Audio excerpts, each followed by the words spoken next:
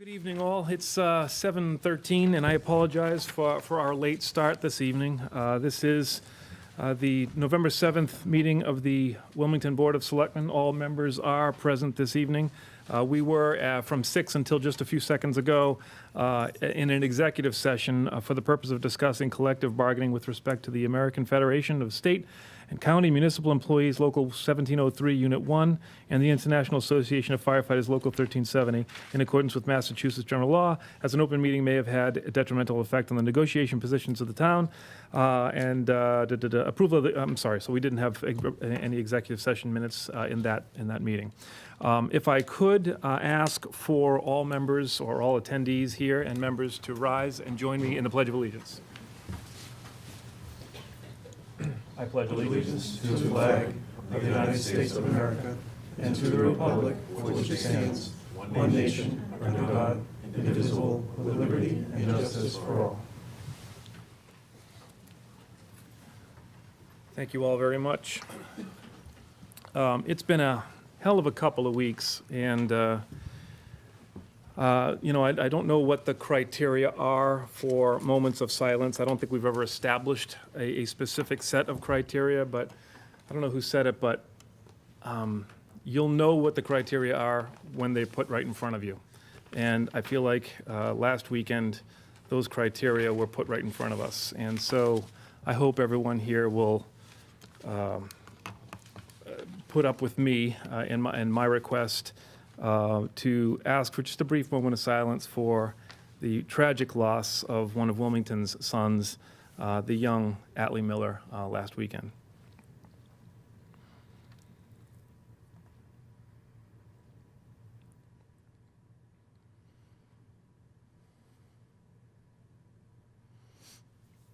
Thank you all. I would like to also recognize that Beverly Dalton has joined us this evening. So good to have you back. You're looking well. Keep it short is the message, so I'll stop. Very well. We do have Treasury warrants 20, 20A, 21, and 21A to approve. Do I have a motion? So moved. Second. Made and seconded. Do I have discussion on those? Hearing none. All in favor? Unanimous. Thank you. We do have one set of minutes from October 23rd. Is there a motion to approve minutes as written? So moved. I have a motion from Mr. Second. Kara and seconded. Any discussion on these minutes? Yes, this one on page 2, last paragraph, where it begins with Selectman Kyra stated that it should, that one there, the last sentence. I believe it should read, Selectman Kyra stated that it should be run similar to the discussion on Butters Road Bridge that was held at the middle school, not and suggested that it held. So removing and suggested that it to replace with that was. I have no objection to that edit. Would anyone else have an objection to that? So can I accept that motion and the second to include that revision to the minutes? Yes. Okay, so all in favor of that? Unanimous, thank you.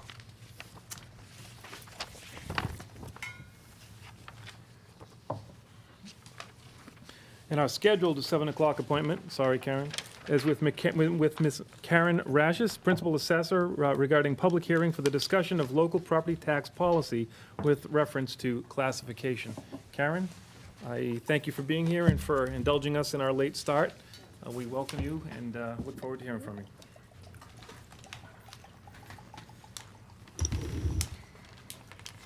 So this is never a fun subject, kind of dry subject, but I will try to make it fast on Bev's request. So what I'd like to do is, everyone received a packet from the Board of Assessors, and if we could go through that and I could answer any questions. So Chairman Shampoo, members of the board, we're here this evening for a property tax classification hearing. I'd like to review the packet that was given to you by the Board of Assessors. We conduct this hearing in accordance with Mass General Law, Chapter 40, Section 56, to present information to the Board of Selectmen so they may determine the percentages of the tax levy to be paid by each class of real and personal property for fiscal year 18. The Selectmen must vote a residential factor, which will determine the percentage of the tax levy to be allocated to the residential property owners. So after careful analysis and review, the Board of Assessors recommend to the Board of Selectmen a classification of 175%, which results in a minimum residential factor of 0.776864 for fiscal year 18. This shift conforms with the guidelines of Prop 2.5 and is consistent with prior year's tax policies.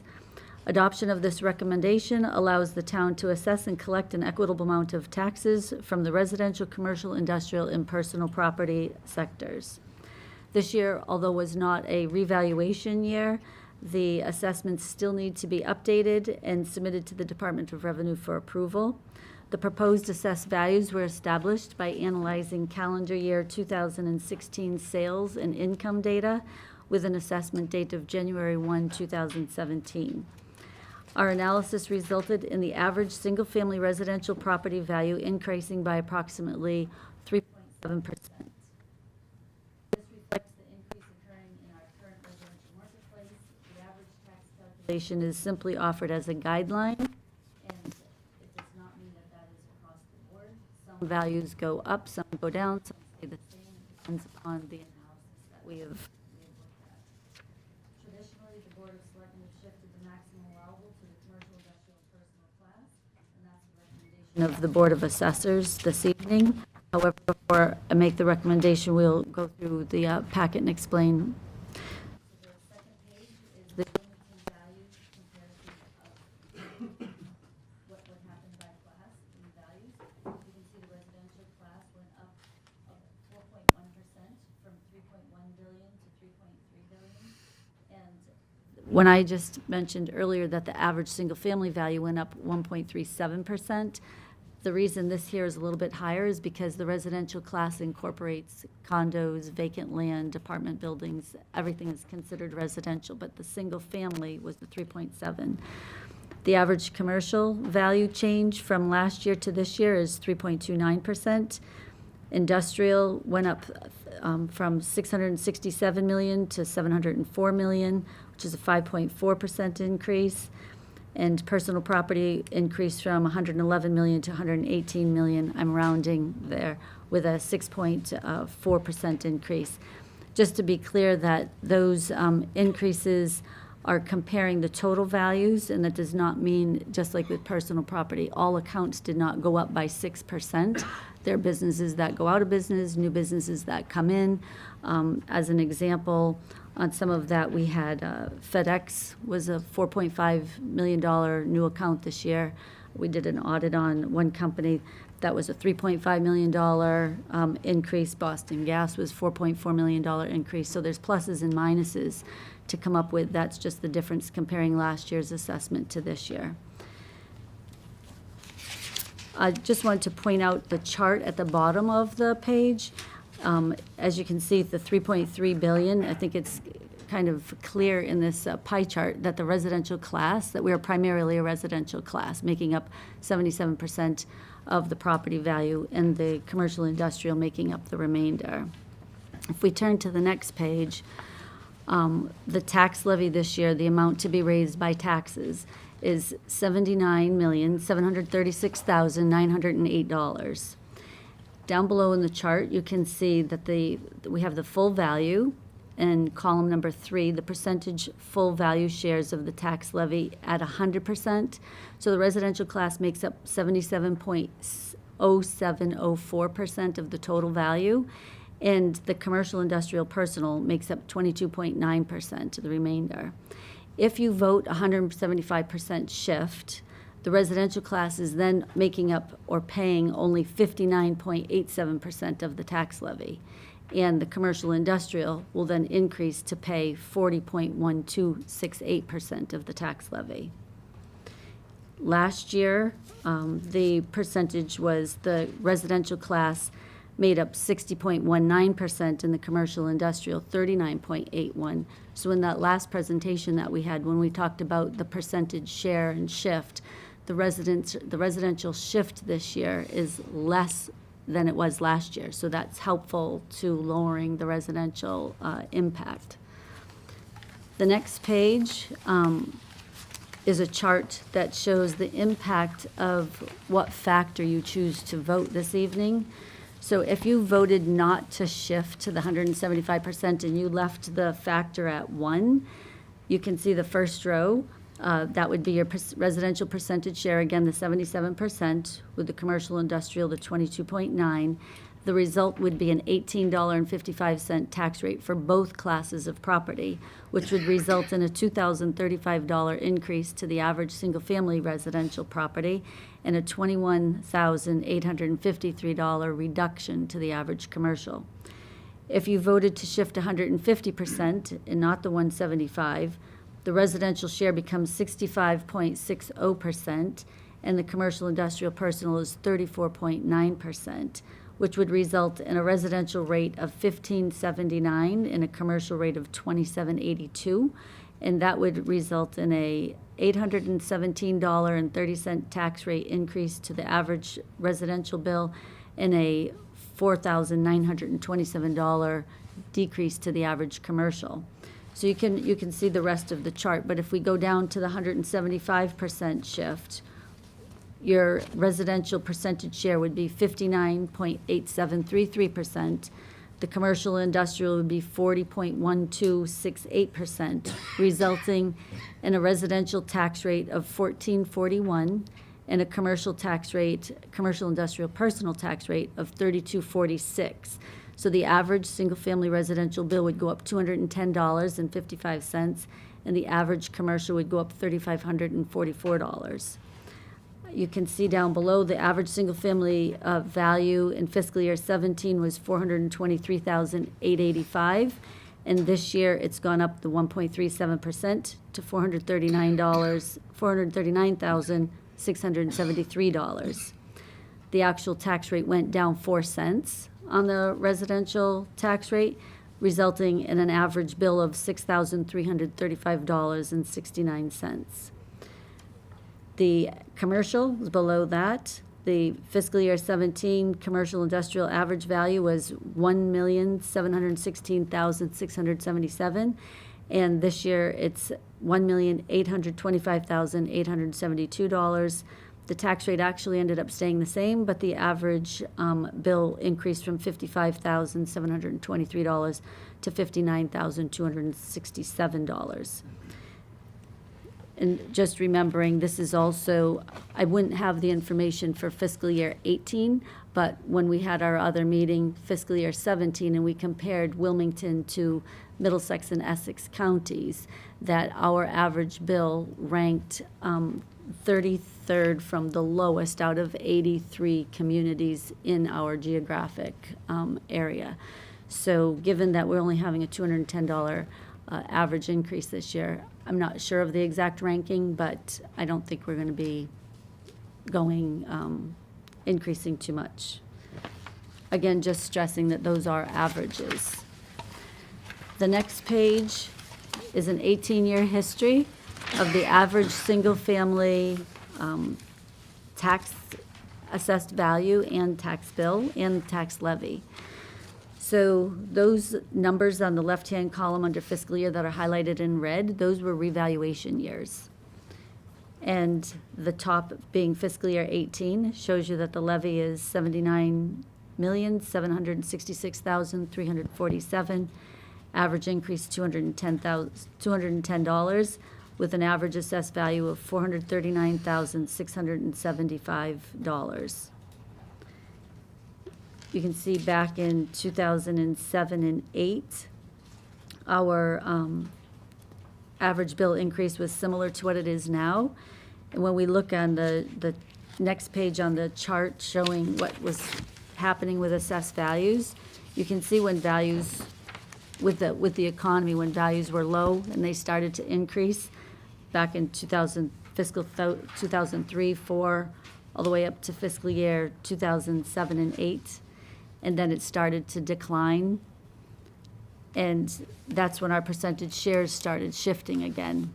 So we're kind of at the same place where we were back in 2008. This brings us up to 2018 with an average value of $439,000.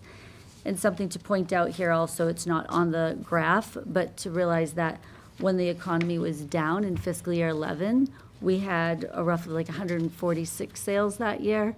Last year, we had like 218. So values not only went down, the number of sales went down, values are going up, and the number of sales have gone up.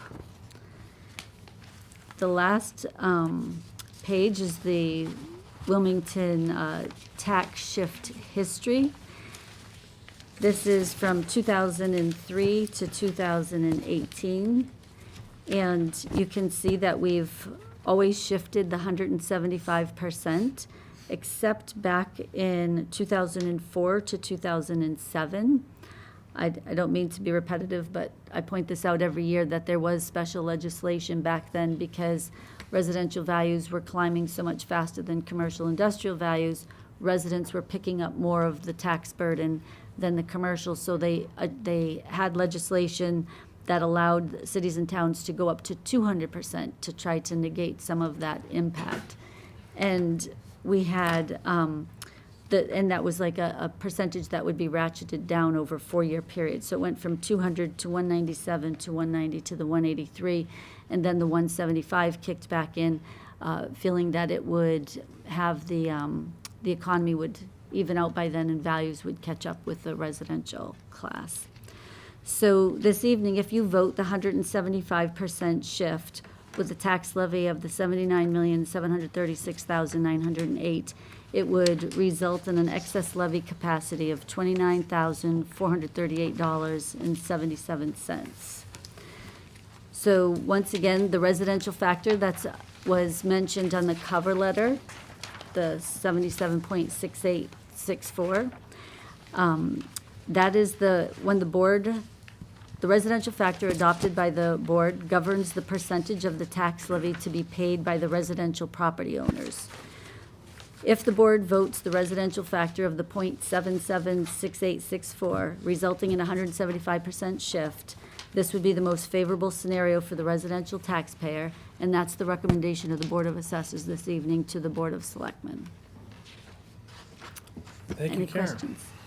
Okay. Jeff, do you have anything specific you want to add to that before we go to the board for Q&A?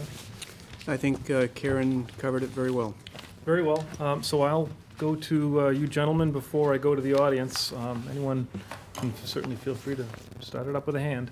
Go ahead, Mike. Yeah, thank you, Mr. Chairman. I'd like to say, back in 2004, I was a member back then. Obviously, Mitt Romney was special legislation, so we did do the maximum to the 200%, and we did save residents a lot of money. I know I've said that a few years, but I want folks to know that. And I think the past boards I give past boards and the present board that I'm serving with credit because they've always voted the maximum tax shift, obviously, going to the commercial. You know, I still own property in Wilmington, obviously, but I'd always rather side with residents any day of the week. And so I think residents get a great bang for their buck. I know I'm out there hearing from folks, my taxes go up, but we're doing it at the minimum increase as possible. I mean, I think everyone does care in the town, you know, that we're trying to do it the minimum as possible. And I'm not trying to hog any time here at all. So I just like to say that, you know, we offer great services. Once again, no bus fees, no sports fees, you know, transportation fees. You know, they get a great bang for the buck in this town. But I do hear seniors out there, and I get it. I totally get it. But we're doing the best we can at the minimal increase for residents. And we did it again, you know, and through the town manager with budgeting, he's done a good job, decent. Former town manager, Mike Kyra, did a good job, and fiscal conservative. That's what we really, really need to do. You know, nobody wants to pay more taxes. I don't, I'll be honest with you. But it's the way of life. Thank you. Thanks, Thank you, Mike. Mr. Chairman. Yes, sir. Good? Yes, please. Karen, thank you very much for your presentation and for the packet. Just a couple observations and a question, if I may. I'm in agreement. I'm totally in favor of the shift away from the residents. Anything we can do to help them, I'll be very pleased to be able to take this vote tonight to be able to shift the burden away from the residents as much as we possibly can. One observation I'd like to make is that I'm pleased to see that this is the smallest increase to the residents since 2012, according to this on page, I believe it's 5, you have a chart here. Correct. So I'm pleased to see that. I do have a question about page 4. It's this chart here with the blue and yellow. You mentioned that the tax rate, residential tax rate, actually went down 4 cents to residents, but it was because of the values of homes went up, is the reason why we saw an increase. So- Could you elaborate on that for me? Oh, sure. So, multiple reasons and factors that go into a tax rate, but one of which would be increase in values, increase in levy growth, the percentage shift. So a combination of those would be what is the result of primarily the increases, the values went up, the levies did go up, but the overall rate if there's no override, typically what happens, and it's not that straightforward when you have a split tax rate, but usually the more value, the less the rate. So there's more value, so the rate came down.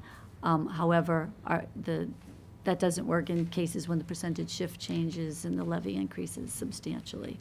I don't know if that's helpful, but the Yeah. rate did come down a little bit because of those other factors, but yes, because values went up too.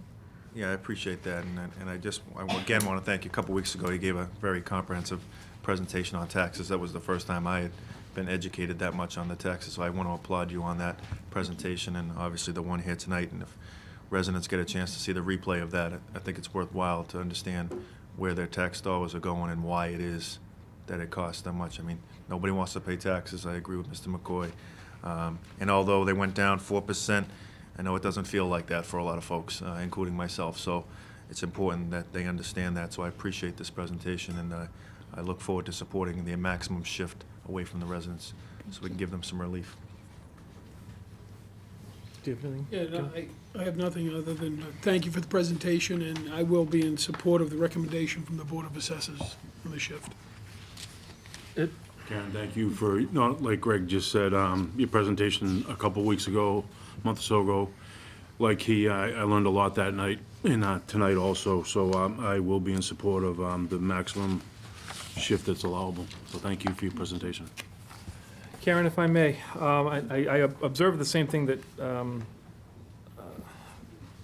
Greg talked about. I guess it's page 5, I'm not sure. This one. Right, so where from 2013, the average, I want to stress that, the average tax bill increase in 2013 was $413. That was an increase from the previous year. In 2014, the increase was, again, average increase $345. 2015, the average increase $364. 2016, the average increase $294. 2017, the average increase to the residents, right? So this is all residential, right? Right. No, this is average single family. Single family, I'm sorry, 101 that's says what I meant single to say, family. yes. I'm sorry. So 2017, 366, and now here we are in projecting for 2018 of 210. So it's the lowest increase, if you will, as Greg astutely observed, since 2013. So that's a good trend, I guess. But you said something that concerned me a little bit, that we find ourselves kind of in the same spot going into 2018 as we did in 2008. And I'll note that, 2008. And I'll note that after 2008, for the better part of 6 years, we were downtrended in your graph here. So in terms of values, of our assessed values. So, I want my property value to continue to go up. Admittedly, I recognize that when my property value goes up, so does my tax bill, unfortunately. But do you, in your crystal ball expertise, see that chart coming back down over the course of the next 4 years? So it's very interesting to your observations. I put the data out there, but I'm a little concerned. I mean, my job is always interpreting what happens as opposed to predicting.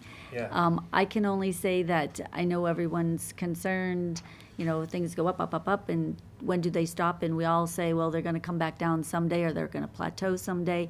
In looking at this chart, it's just very interesting that in '08, we were at a peak with our values, fiscal year '08, and then they started to pull back, and they went down during the recession in the economy, and the values followed with that.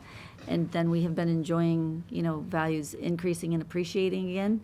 We're past where we were then, so our average assessed values surpassed what our highest average was back then, so we can say, are we, has the economy come back to where it was and above? Well, our average assessed value has surpassed what our highest was back in fiscal year 2008. So how far, how long, I don't know. What I am seeing is as newer construction becomes more expensive, and not as affordable for maybe your first-time home buyers or your typical buyer, that it's driving up some of the lower-end values. So houses that were in the $300,000 range are jumping into the $400,000 range, but the 700s are maybe going to $725,000, $750,000, and not necessarily to $850,000. So I'm seeing, a little bit slowing on the high end, but I'm still seeing increases on the lower end. That's when we say the average. Not everybody's going to be seeing a 1.37% increase. And just one quick thing to point out about that average bill, the larger increases that started in 13, that was also the first year when the debt exclusion hit for the high school. And so, that's in part of that. And that was also when we spoke about the levy share, the residential, if you flip to the last page, how that residential percentage share, it went from the 55.26%, and then it inched up to the 56, to the 58, to the 59.60. So the residential class was picking up more and more percentage of the burden, and that was also pushing the average bill to increase, because they were picking up more of the levy. A lot of moving parts here. Yes. Thank you. That was the only observation I had. I guess on the average assessed value graph that you showed from 2003, I think, 2003 up through 2007, there was pretty dramatic increase in assessed values. And maybe, I'm not an economist, but it seems like perhaps also related to the economic downturns of 2008, the recession, things were sort of corrected, but now we're seeing some increases in assessed values, but it's not that hockey stick growth that we saw back in '03, and hopefully it's healthy growth or healthy value increase. I'm thinking what may have happened back then, where the average stayed the same. I mean, that was prior to me being here. The average stayed in the 220 range. Fiscal year 2004, where that's in the red, that was a reval year. And back in fiscal year '05 is when the legislation changed that said every year you need to update your values. So to prevent those large jumps like that. So they had a $100,000 increase in one fiscal year because values hadn't been changed or in those prior 2 years. So that could have been part of the cause with And that. that impacts really everybody Yeah. dramatically in some cases. Thank you. Yeah, Greg. Mr. Chair, through you, if I could request that this document be provided, maybe perhaps on our town website for folks. I mean, this is important.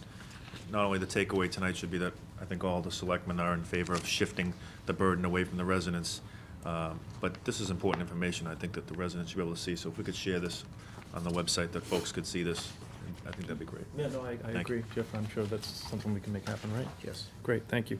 So it's a public hearing, so I will go to the audience if there's anybody who would like to have a question. Mr. McDonald, I see you're the only hand. Yes, good evening. Thank you. Everything sounds good, that you can shift the burden from the residents to the industrial or the commercial property owners. But doing a little research, I find a problem with that. And I'm going to point out two properties in particular. Because if you're shifting something to the industrial, you'll like it to be reality, but yet I'm finding some problems. And the two properties that I'd like to identify, the first one, this property sold back in 2003 for $1.5 million. And this is on the town's online database for taxation as well as the registry of deeds. This particular property is the Robert Corey property on Ainsworth Road. So it sold for $1.5 million back 14 years ago for $1.5 million, but yet on the tax records, it's only being taxed for $316,700. That to me is troubling. The other property that I'd like to point out is the property that you would know as the former Walgreens property. The location of that business is 277 Main Street. And back in 2007, that property sold for $7,125,000. It's recently sold as recent as this past July 14th.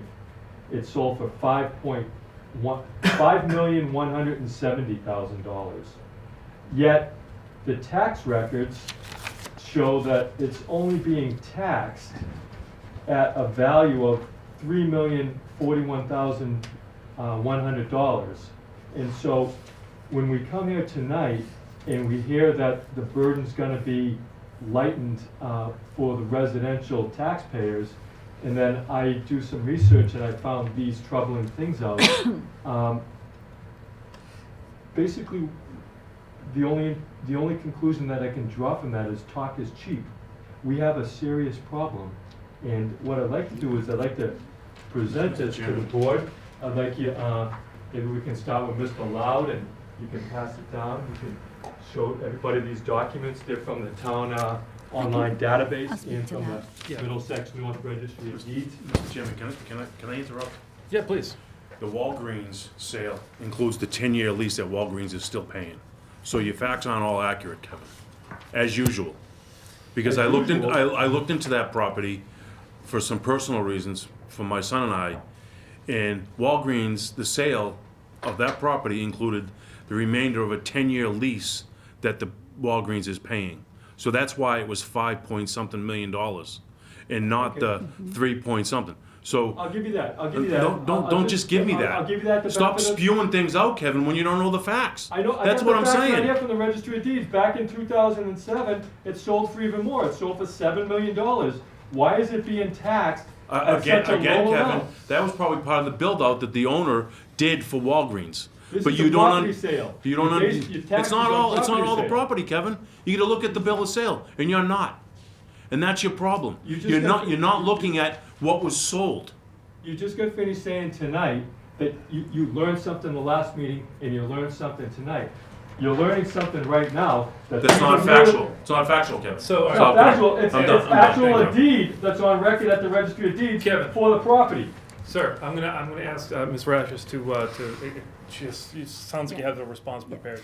So exactly what Mr. Loud had said regarding the Walgreens property. Commercial properties are, I'm not familiar with the Ainsworth property being a 2003 sale. I'm happy to look into that. A deed does not always explain the details of a sale.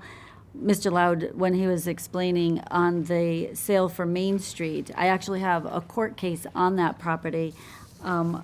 I have a court case on that property at the $3 million and change value, because they're saying it's still too high at the $3 million.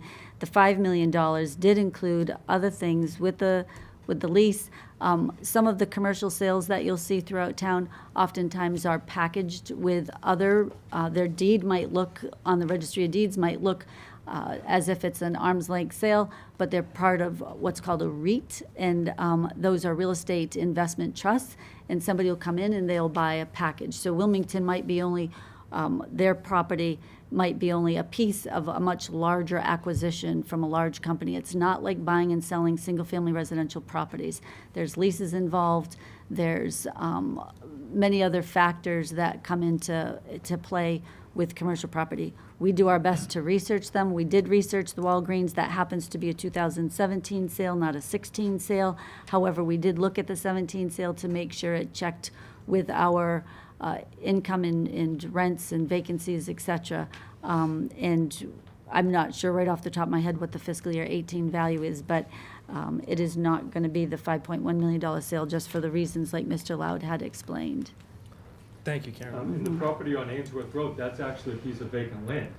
And so people are paying $1.5 million, they're getting taxed $300,000 on a very large parcel of land. So these are types of things that I would think that the selectmen, if they're representing the people in a proper way, would actually do something to check into. The other concern I have is it's just automatic that somebody gets their tax bill who's a residential taxpayer, and you don't know if they need a roof, You don't know if they need siding or windows or doors, you just send their tax bill out, and all of a sudden, it's a $600,000 value. And so, we've got people in town, they're happy they got a dog park, they're happy they got Yentile Farm, and they're happy they got a high school. But the problem is when they get forced out of town, how happy are they with all of that, Mr. Shampoo? Thank you, Kevin. I appreciate the question. Karen, do you have anything else specific? I do have a form after your vote that I'll leave with the manager that needs to be signed for us to submit to the Department of Revenue, confirming what your vote is this evening and what factor you vote. Very well. At this point, I guess I'll close the public hearing portion of this discussion, and that being said, I guess, gentlemen, I would accept a motion to, well, if someone were prepared to make a motion, I would accept one.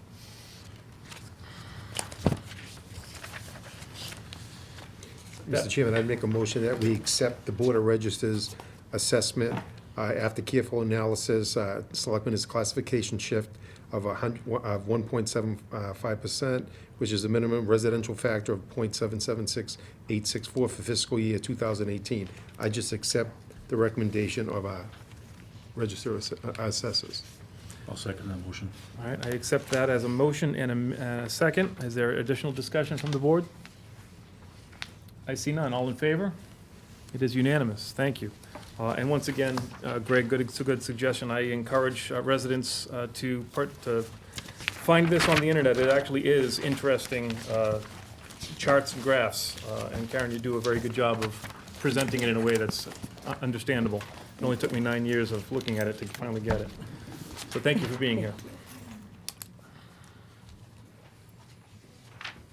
Thanks. So we have to sign that tonight? Yes. All right, so gentlemen's little signing party.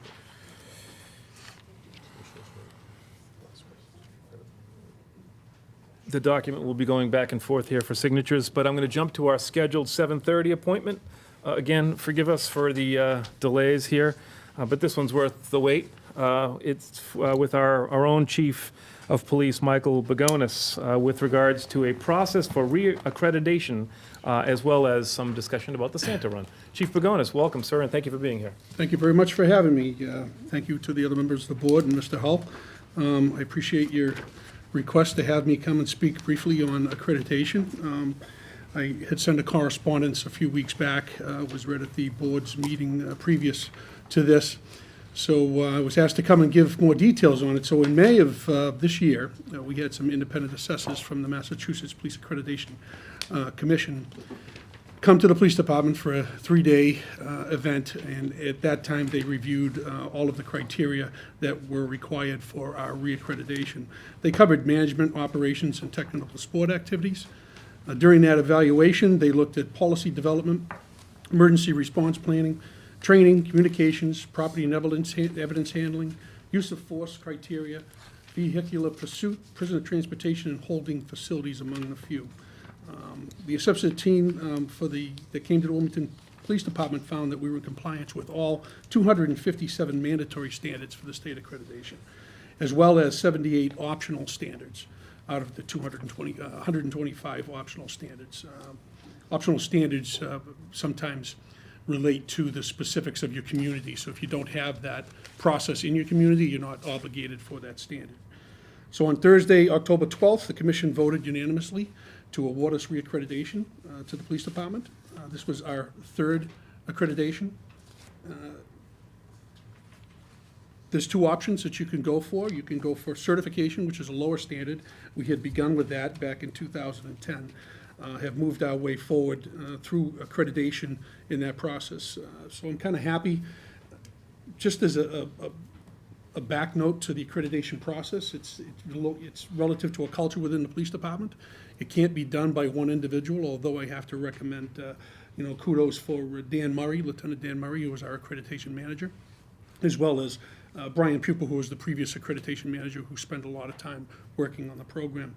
But it's a department culture. So everybody in the command staff is responsible for their certain subsection of expertise for development of policy and procedure, a review of documentation relative to those policies and procedures.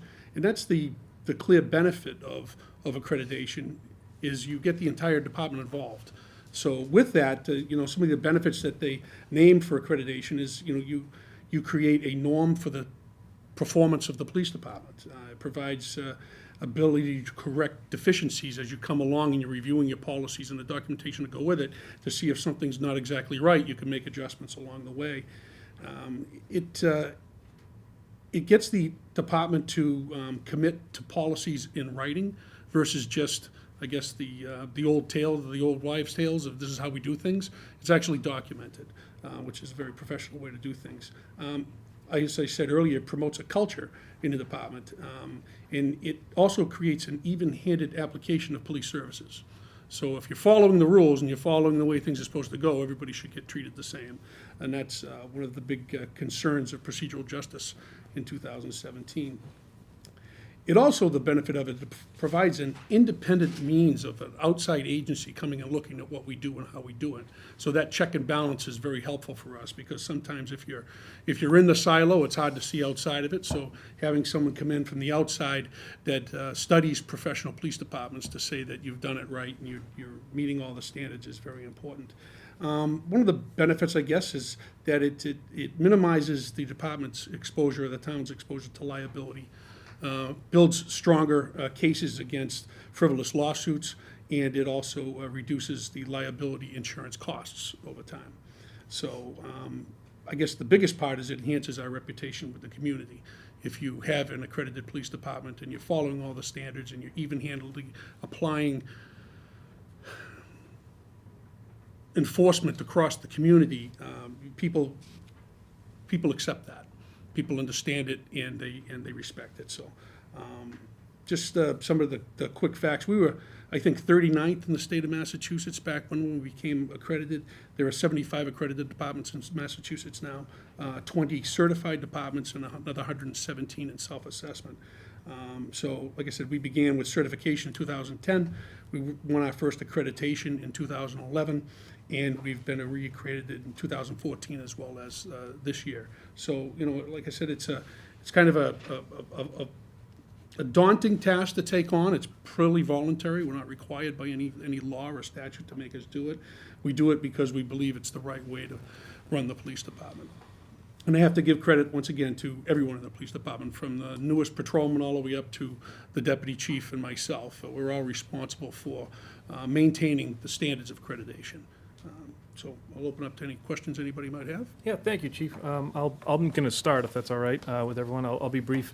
You really gave a lot of the answers to some of the questions I was building as you were speaking, really about the accreditation, enhancing the reputation, minimizing liability, and ultimately liability insurance, and therefore costs. And so that's the real tangible benefit beyond sort of the intangibles of creating a culture of the workforce and of all of the participants. So, this, will accreditation potentially ever put us in a more advantageous position if you're seeking grants for, life-saving equipment or other things that perhaps you want to incorporate into the department?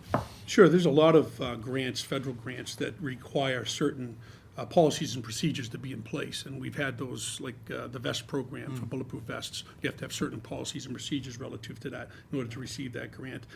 Use of force policies and procedures, and being able to show that you're following up on those things you say that you do, and those are required in a lot of those venues as well. So yes, it's definitely part of that. Great. Well, that's it. I just want to say thank you for your leadership in this regard, and of course, through you to your entire department for their commitment to this effort, really on behalf of us as an entire community. So thank you very much. Gentlemen, anybody else? I just want to say thank you, Chief. Great job for you and your entire department. And we're super glad that you're part of, the whole team's part of it. Thank you. Thank you. Yeah, Going Mike? down the road, I'd just like to echo Selectman Loud's sentiment there. We appreciate what you do and the deputy chief does. It means a lot to the community, but obviously the men and women that are on the front lines, they're there, in a split moment, and we appreciate all the service they do as the fire department. Not only the professionalism, but beach day and the nice time we have at Rotary Park, and we see the National Night Out. yeah, the National Guard, and, so it's a lot of professionalism, but they do give back to the community, and it's kind of nice that the police, law enforcement, fire department, they do work with the townsfolk. as well as the Board of Selectmen. Thank you. Thanks, Mike. Anybody else? Yeah, no, thanks for the presentation, Chief, and congratulations on the reaccreditation of the police department. I appreciate the work that you and the officers do day in and day out, and I can't say thank you enough for the amount of work that you do. Thank you. But congratulations. I appreciate it, thank you. Chief, I echo my colleagues' comments. I appreciate you being here, and thank you for the presentation, and congratulate you on another excellent accreditation report. And I too just want to thank what you do and your men and women to keep this town safe. And I know that the holidays are coming up, and your officers will be sacrificing a lot of time away from their family to keep us safe. So really appreciate what they do on a daily basis. We're sure to be very busy, I guess, yeah. Jeff, do you have anything to complement that portion of the discussion at all, or? I think it's largely been said, but certainly the fact that this is not a requirement, but the department has consistently over the last many years maintained this accreditation speaks to the commitment not only of the chief, but his staff in going above and beyond, if you will. I mean, some respects you equate this to the stamp of approval that businesses get when they are recognized by the Better Business Bureau. It establishes a matter of credibility with the department, that this is a professional department and that we have up-to-date policies and procedures and training that's going on so that the officers are going to be responsive when they need to be. Thank you. Chief Pagonis, this isn't a public hearing, this is a presentation and a discussion between you and the Board of Selectmen, but I see that there's someone in the audience that has a question. Are you willing to engage in a Q&A with audience members at this time? In the interest of time, I'll pass. Okay, But very if well. Mr. McDonald would like to come to the station and ask me any questions, he's always more than welcome course. to come and see me. Thank you. Well, I understand you have the hotline to the North Pole, and do. and somehow you, among all the other police departments, have figured out how to get Santa Claus to come to Wilmington. Tell us about that, please. Well, this is the second annual Santa Run on December 9th. It'll start off at the Shawsheen School at 9:30 a.m. and travel through a couple other schools. It'll be at the Woburn Street School at 11, 12:45 the North Intermediate, and it will finish up at 2:15 at Town Hall. This can be found on the website, depending on the weather. Some things might be subject to change. I know the little ones want to get out there and get an opportunity to see the jolly old guy, and I think it's going to be very exciting for them. So because it is a big trip, we'll have the fire department is doing this as well. So they'll have some fire engines there, some police cruisers. There'll be a lot of Santa's Little Helpers. And so we're asking folks that come out if they can see fit to bring a toy for Toys for Tots as a charity, as well as possibly bring a food pantry item for those less fortunate than us through the holiday season to support them, as well as there'll be an opportunity to write little cards or notes to certain servicemen that are going overseas, and that will be this year. Raphael Cruz from the Wilmington Police Department is being deployed in January, so it'll be a nice little note to be able to send off to his troops over there overseas. So I think that's a very important part of the giving part, is you give some time of yourself to someone else.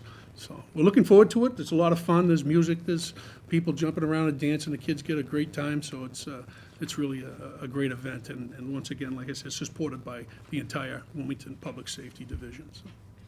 Thank you again for that. It's public safety, community public safety at its best. We see it at the 4th of July, we see it throughout the year, but certainly at the holidays. Thank you for participating in that, because it's not one of those things, again, it's not necessary, but you do it, and it's very well received. Children at heart, like you folks, are welcome to come, I'm sure.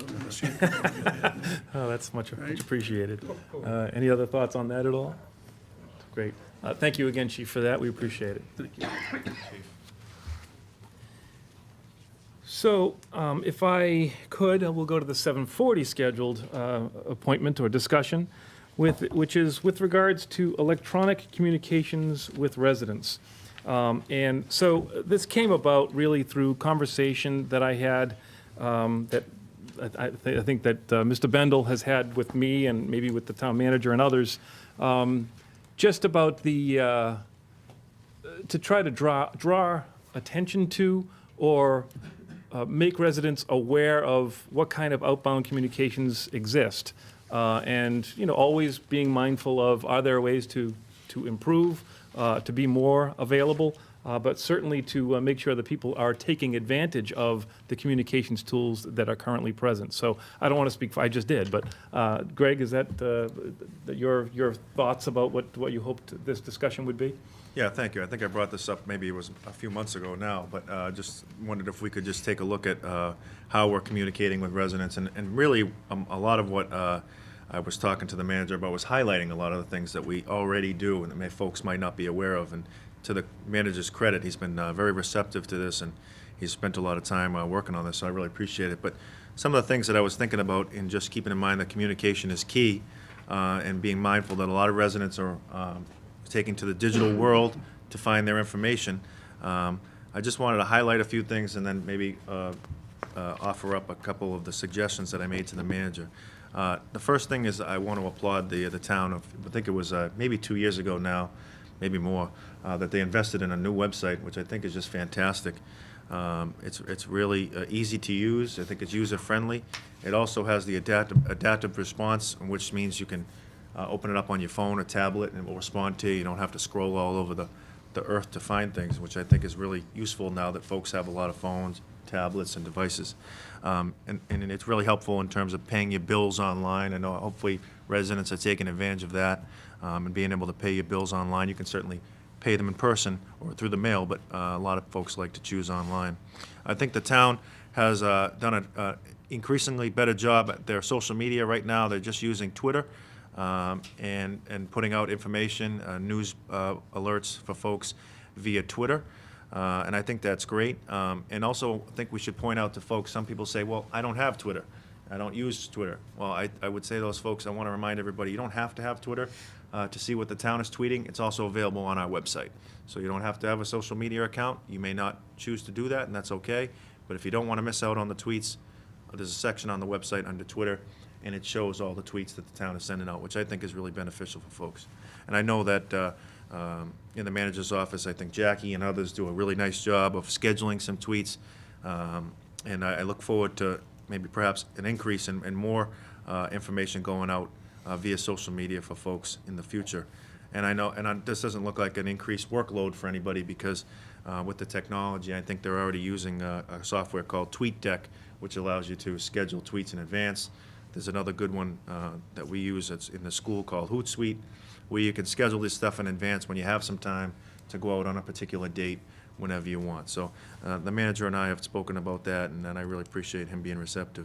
Another thing that folks should be aware of is that the email, the sign up for emails that you can receive, alerts from the town, whether you're into want to find out things about the rec department or emergency alerts.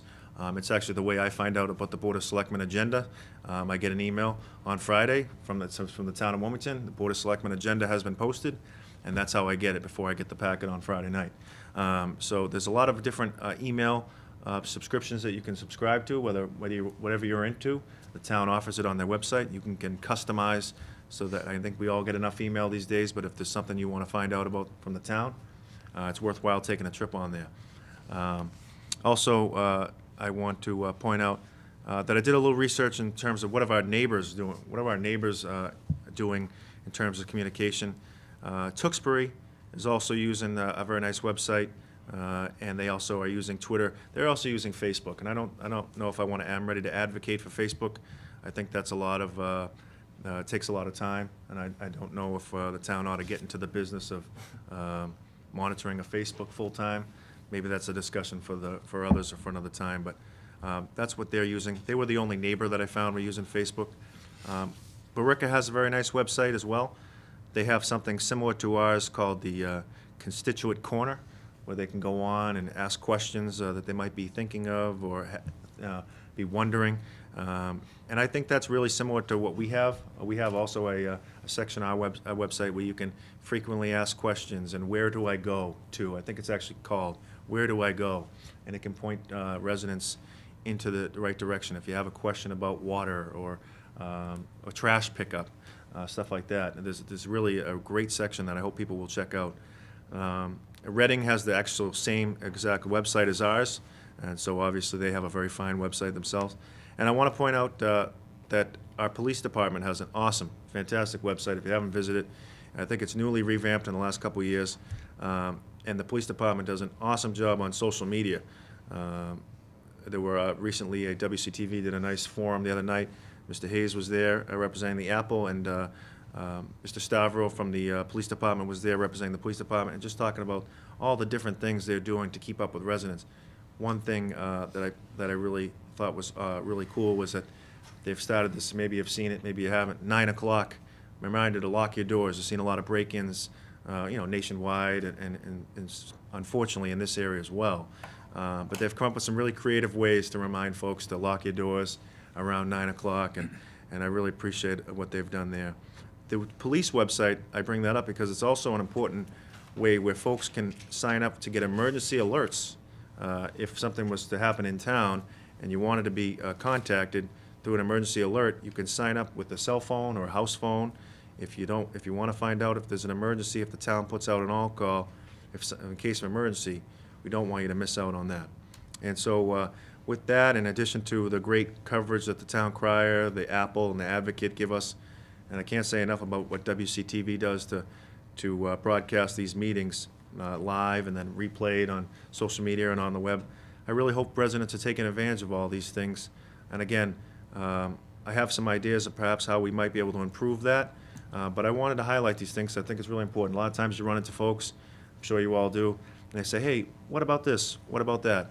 Where do I go for this? And I'm happy to answer those. I know my colleagues are too.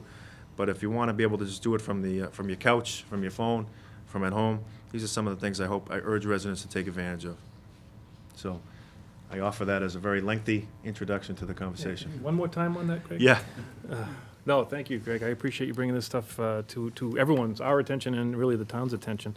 I certainly want to give opportunity for Jeff to highlight any of the other, maybe some of the other media, or do you want to compliment any of the observations that Greg just made? Well, certainly, Selectman Bendel covered a lot of the different means of communication. We have this Everbridge system, which I'm sure many folks are familiar with, but when there's a need to send out a large scale or a larger scale communication to a particular area of town, that can be done. It's often used, for example, by the DPW if they're doing road construction in a particular area. It goes out to the affected areas of town, so we're using that. As was mentioned, individuals can pay their property taxes online, their motor vehicle excise taxes, water bills, all online.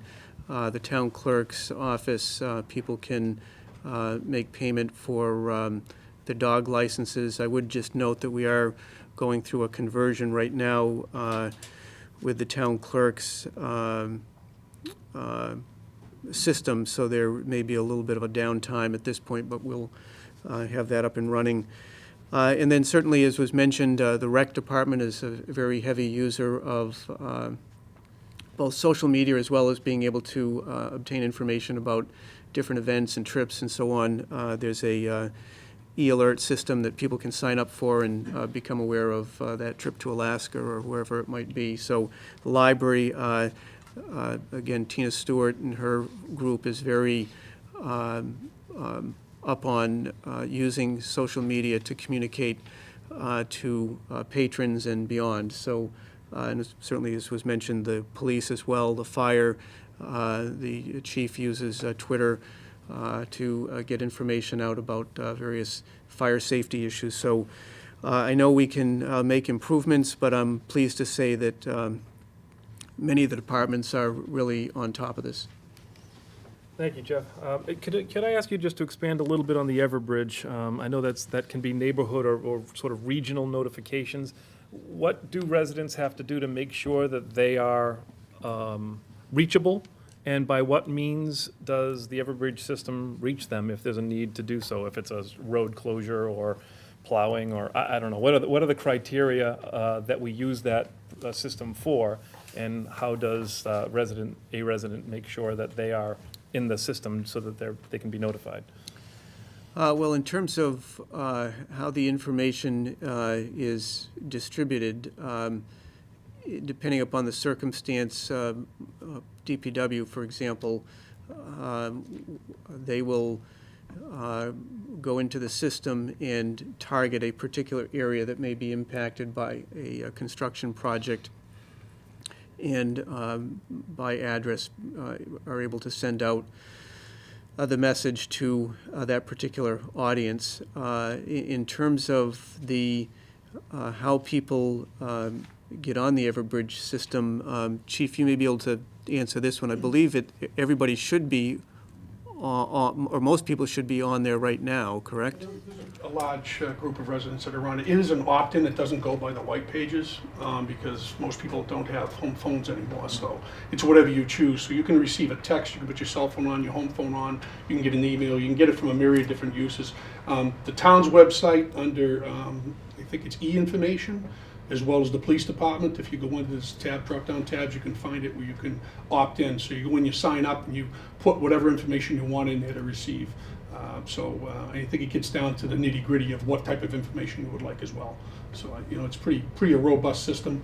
Anybody that has any questions, certainly we can put out another primer in the tax bills, or however we get the communication out, and let people know how to do that. But it's pretty easy to do it. Even I was able to get in and sign up for it. So Chief, I'm sorry, you said it's on the town's website and on the police department, Yes, on but it both goes to websites, the sure. same place, right? So Yes. people can access it from either of those locations. They don't have to go to both. Sure, no, just one, and you go in, you log in, you put your information down, and you can choose the way you want to be receive information. So. Great, thank you. Is this different from the reverse 911, or is this the same thing? It's you're talking Everbridge about? is the company we use. It's basically reverse 911. It's That's the yeah, code red, whatever you want to call it. It's Everbridge is the company we use, but it's notifications. It's nice because we can draw a circle around a geographic area and just send information out for folks that are in that area. So we don't have to disturb the whole town if it's an issue with a water main break on another end of town. So it's pretty consistent. I'm sorry, I don't know. Is that the same system that the school department uses for school closures? Is it a town system? Does the school have their own system going on? They have their own. They do, okay. Okay. All right, very well. Anybody else? Greg, please. Sorry, so if I may, two other things I ran by the manager in terms of what we can do to improve. One of the things I looked at was that when you if you try to contact your selectmen, and obviously you can call any of us at any time, and you can reach out to your selectmen, but if you wanted to send an email to the selectmen with some thoughts or a question, that is on the town website. One of the things I thought we could do better there was, it just says basically, what's your name, what's the subject, and then you click send. I was kind of hoping that we could include something like, your email will be reviewed and sent to all the selectmen as well as the town manager, and someone will get back to you within a reasonable amount of time. I just feel like if a resident reaches out to the selectmen, it's warranted a response, and there are ways of doing that electronically, giving an auto response, so that someone letting the resident know that someone's going to follow up with them within a reasonable amount of time. I don't know, a day, a week, whatever is reasonable for the manager, and I would yield to him that he would be the one who receives most of those. But and folks should know that anytime you email the manager in trying to reach the selectmen, all the selectmen get that email. And so I think it's important for folks to know that. And then lastly, the town of Burlington has a nice website, and they're using in creative ways community surveys, just to take polls or surveys on residents' thoughts on different things that are going on in town. And I just wondered if, going forward, when we tossing ideas around, if it's a nice way, perhaps a free survey online would be a nice way to get some feedback from residents. I think we've done that in the past. The one that comes to mind was the Facilities Master Plan. Recently had a survey maybe a year or two ago, but I don't know how widespread it was. So I wondered if we could look into using some online surveys to increase communication with residents. And just lastly, I just want to reiterate that all this digital communication is great, but folks, I would urge you to, if you have a question or if you have a concern, reach out to your selectmen. I think I've only worked with these gentlemen for about a year and a half, but all of them seem to be very receptive if somebody reach out. So I would urge you to do that, and as well as finding out information through the town. Thank you, I Greg. appreciate the time to be able Yeah. to No, highlight some of the stuff the town is doing. You know, I appreciated you bringing this really to the forefront. I think that unfortunately, or I don't want to apologize, but, you know, there was this assumption, at least on my part, that folks kind of know what's available, and I think it's worthwhile sometimes just to have this conversation and make sure, as there are new residents that move to town every day, and we should be doing these kind of discussions periodically over the course of, you know, the years, just to make sure that new folks that are coming in are seeing that we're available, and we want to be outbound, communicative with them. So I appreciate the opportunity to have the conversation. Thank you. Anyone else? Very good. Thank you. So, 7:50 appointment, we're catching up. Sorry.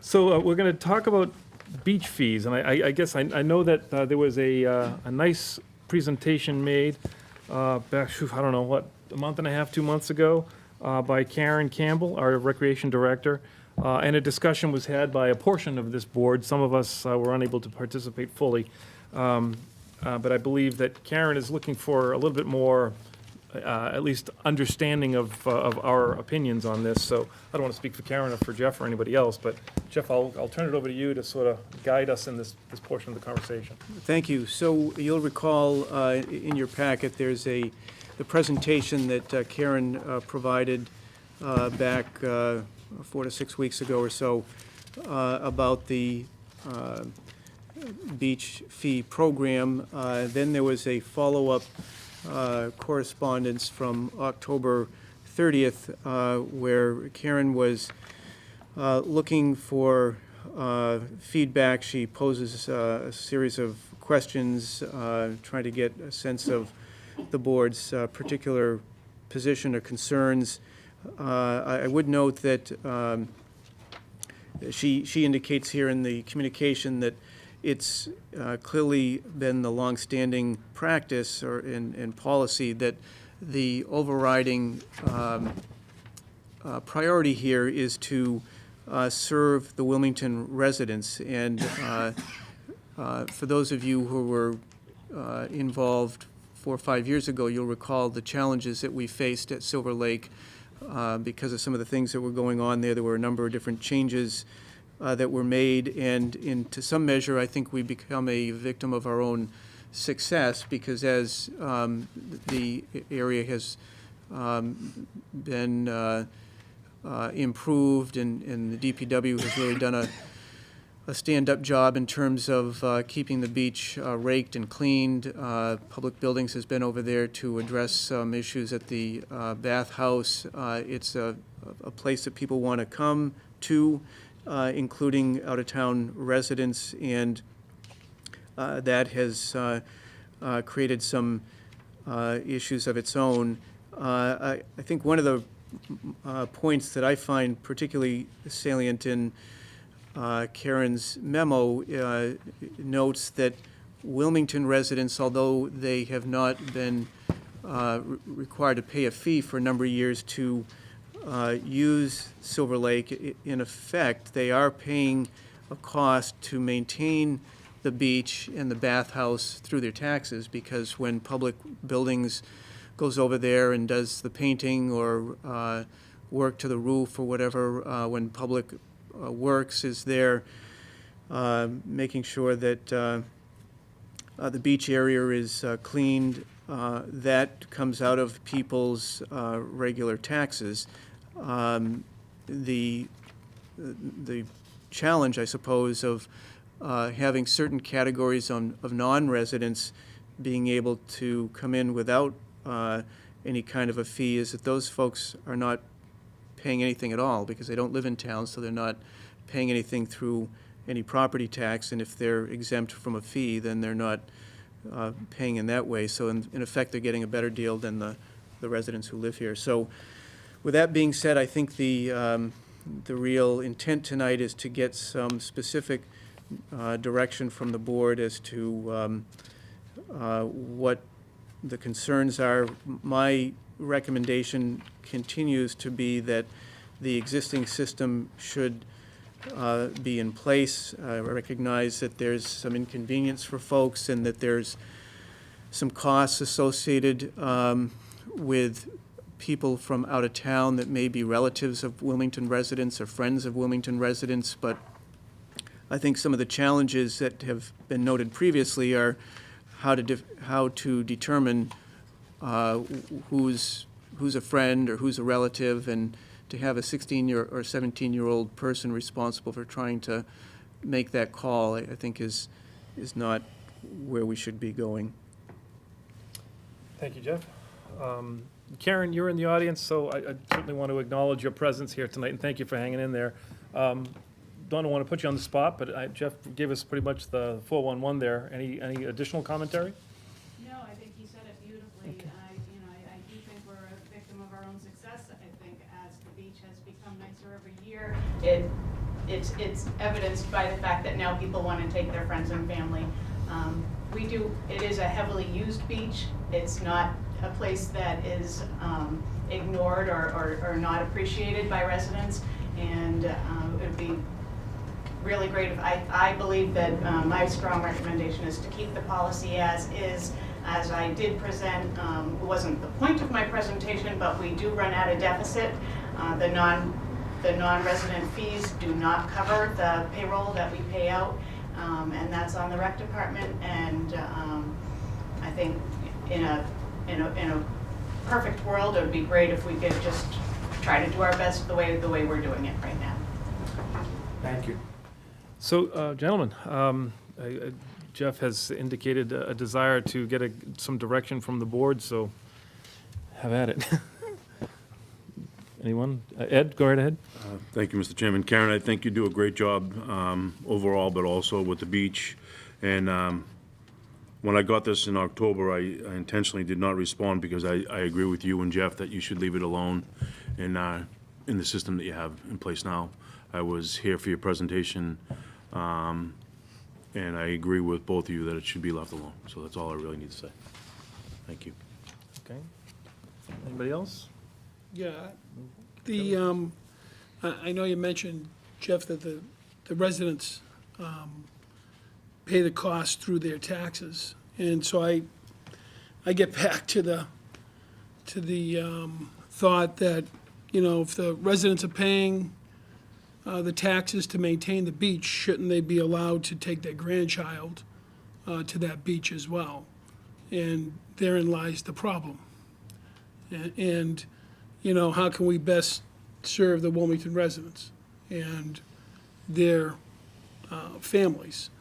And I've been giving a lot of thought to it, and I know that there's in doing some research, I know that there's a recreation revolving account, right? That, I don't know does that money, is how much is in that account, and isn't that money used, is that used to supplement the beach for its deficit? Yes, the revolving account covers that deficit currently. Yeah, how much is in that account, do we know? Offhand, I don't. I'd have to check with the accountant. But we But that's do where have you- money in there. Get the supplement from the loss, Yes. is from that, and those are monies that are generated from the recreation department? Is that how Yeah, that they're works? generated through the various programs that are offered. Much of it is generated through some of the trips that the recreation department sponsors. Yeah, I don't know if I saw it in a town book or an annual town report or something, but I think there's several $100,000 in that account. Yes. Yeah, okay. So, you have money to offset the minimal amount of charge that you're losing in bringing in a family member that a resident wants to bring in a grandchild. I don't know what the simple answer is, really. I don't know, is it you allow a resident to bring in one guest, and then the second or third guest is charged a $5 or $10 fee or something, but I think it needs to be revisited.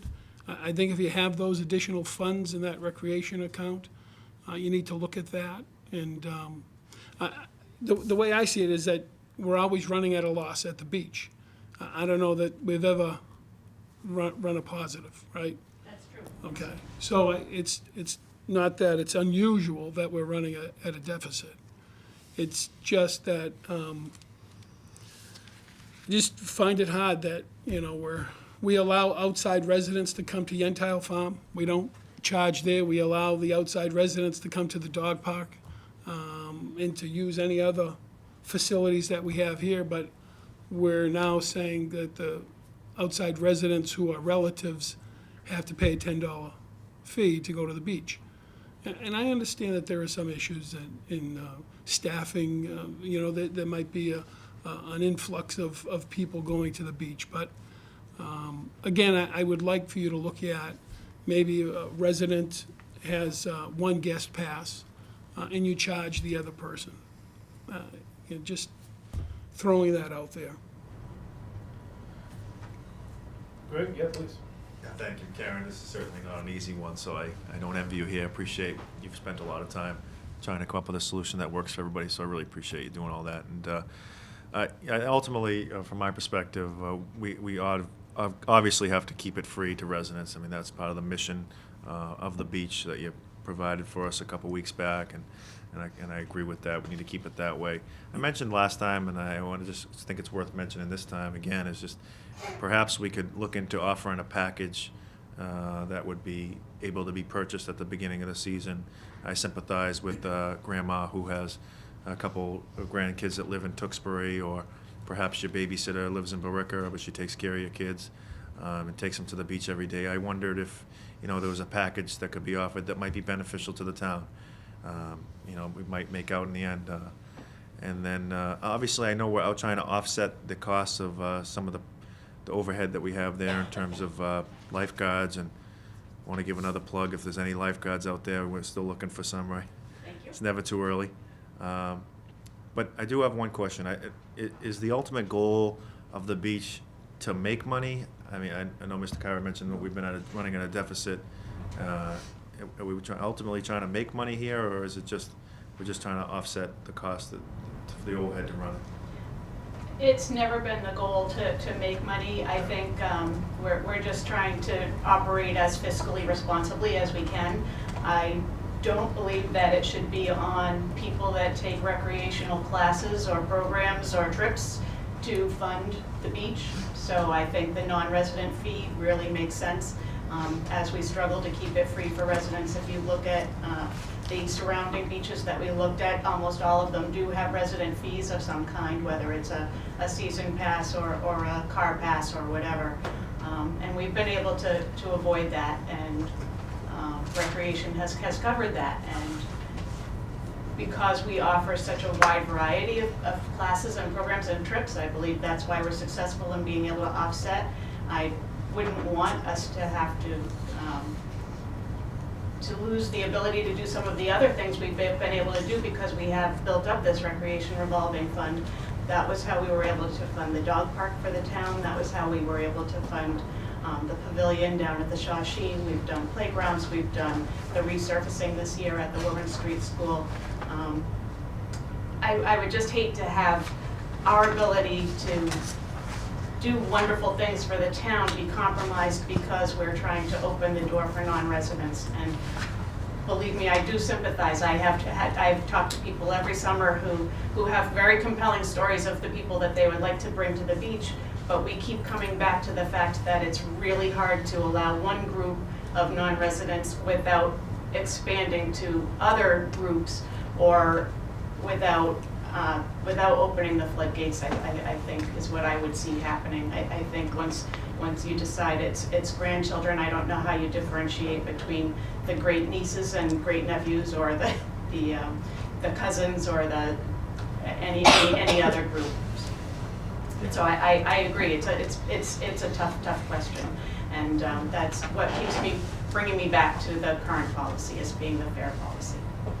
Yeah, no, I agree. It's difficult, but at the end of the day, I know you mentioned that some of the other towns that have fees for residents, I just can't see us going there. I'm really proud of the fact that we don't charge residents. I mean, we just a few minutes ago talking about our tax rate, I think that, you know, the residents who pay their fair taxes, they deserve something nice like Wilmington. And I'm really proud of the fact that we have such a nice beach that's free to residents. So going forward, that's my number one priority, is just to make sure that it continues to be free for residents. And as far as the other one, I think we're really gonna have to get creative. There's no easy answer there.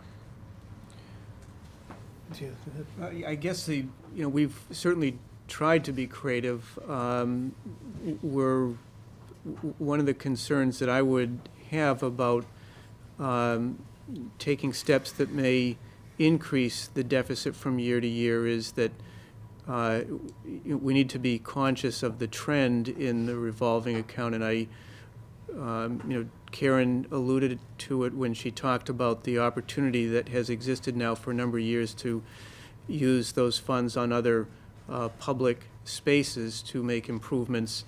I wouldn't want to see a situation where that over time, 5, 8, 10 years, that fund gets to a point where we're not able to do those kind of things because we're paying for folks from out of town to come to the beach. I mean, I expect we're going to run a deficit anyways, as has been noted.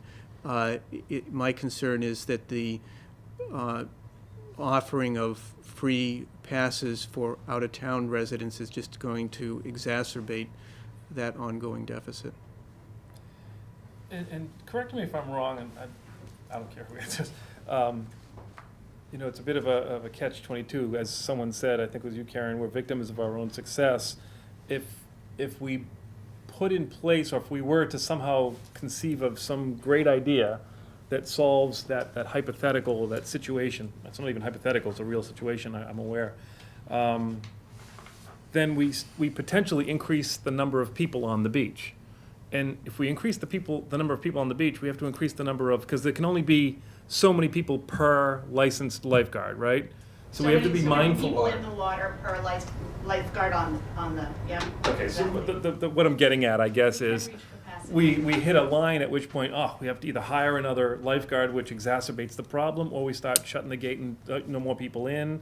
And now we're asking a 16-year-old, 17-year-old licensed lifeguard to now be kind of police this whole situation. So I recognize the dilemma, because I think we all want this facility to be a benefit to the people of the town of Wilmington, but there are those unique circumstances that fall outside of that they're kind of fuzzy and gray area. And I don't have any great ideas either. I would just really encourage a continued consideration. I feel bad because I emailed you in response to your request for some more information, and my response was, I don't have any better ideas, sorry, keep up the good work. But I wish I had something creative to say. Ed? Mr. Chairman, through you, Karen, was there an age limit of what age do you start charging the $10 non-residential fee? 3 and up. 3 and up. I don't remember seeing that or remember you saying that. Thank you. Have you thought of it maybe increasing that age to? We have, and again, we come right back to, are we willing to increase the deficit, which is already high? Right. And Makes and sense. as we increase the number of children, the children are the ones that are running right in the water Right. and increasing the capacity load on the lifeguards. Makes sense. And Thank you. So I don't get the sense we've given you any direction. I certainly hear Kevin making some requests that there be a continued effort being put forth here, but unfortunately, I don't think any of us have come up with any tremendously brilliant ideas, and I don't mean that as insults to anybody here, me included. So I don't know, I'm not sure what else I can offer. Well, so it's, if I understand the board correctly, and the idea is to make some kind of a change before the next season, but I guess the question remains, what is that change? May I suggest that it's not necessarily that you make a change, but rather that you don't give up? I don't know, is that a reasonable, I don't know. I know it feels like you've considered all the ideas that we've put forth, and you have a reasonable response to sort of refute and say, well, yeah, but, to virtually every idea that's been popped out there, but maybe there's other ideas. So there's been a discussion now, and maybe some of those ideas will surface. There's probably an idea on the front left of the room right now. So, Let me ask Go this, ahead. I guess. So it would be helpful to understand collectively from the board what audience of people that currently are being charged is the board looking for us to waive the fee on? I heard Selectman Kyra note grandchildren. Are we talking specifically grandchildren? And then, as a practical matter, when someone comes into the beach and they say, this is my grandchild, I mean, there is no ID that's going to indicate whether that's a grandchild or maybe a friend of a grandchild, so how do we police that? I mean, my guess is 80% of the folks are going to be truthful, and if it's a grandchild, it's a grandchild, but there's always going to be some folks that will use an opportunity to get the free pass. So if that is the population, grandchildren, how do we police it? And then is the population greater than that? Should it be nieces and nephews and cousins and other family members? Or should it be, brothers and sisters that may live in Tewksbury or Billerica or Burlington? Or I guess, who are we talking about in terms of the audience? Mr. Chairman, I mean, I know we're trying to brainstorm here, and we're not going to have no magic answer, and I understand what Mr. Kyra's coming from, but relative to non-residents, I know we have a senior work-off program. I don't know if it'd be to our advantage of having a senior work-off program, maybe somebody working the beach, and maybe somebody, instead of having some 16-year-old kid checking IDs to see who's what. I mean, if we have to increase the fees for non-residents who come specifically to use Silver Lake, I don't have an issue with that. I can understand somebody wants to bring their grandchild, and I'm sure people could prove that with a driver's license. I live in Wilmington, and, there's a grandmother bringing their grandkid. I can live with that and accept that. But somebody who's a non-resident, specifically non-resident, buy a pass, increase that fee of somebody that does not live here in the town. Chair, if I may. Karen, this may be a silly question, but how does the process work? If I bring my daughter and she's 4 years old, I say, oh, she's 3. I mean, how does that work? Is this some? For children, there's no IDs. There's certainly an honor system that we have to live by. I don't know if you showed a report card or something. No, sometimes the lifeguards may ask some questions of school-age children to find out, where do you go to school, who's your teacher, that kind of thing. Yeah, it's unfortunate. I mean, I imagine that can get uncomfortable for those kids, that are.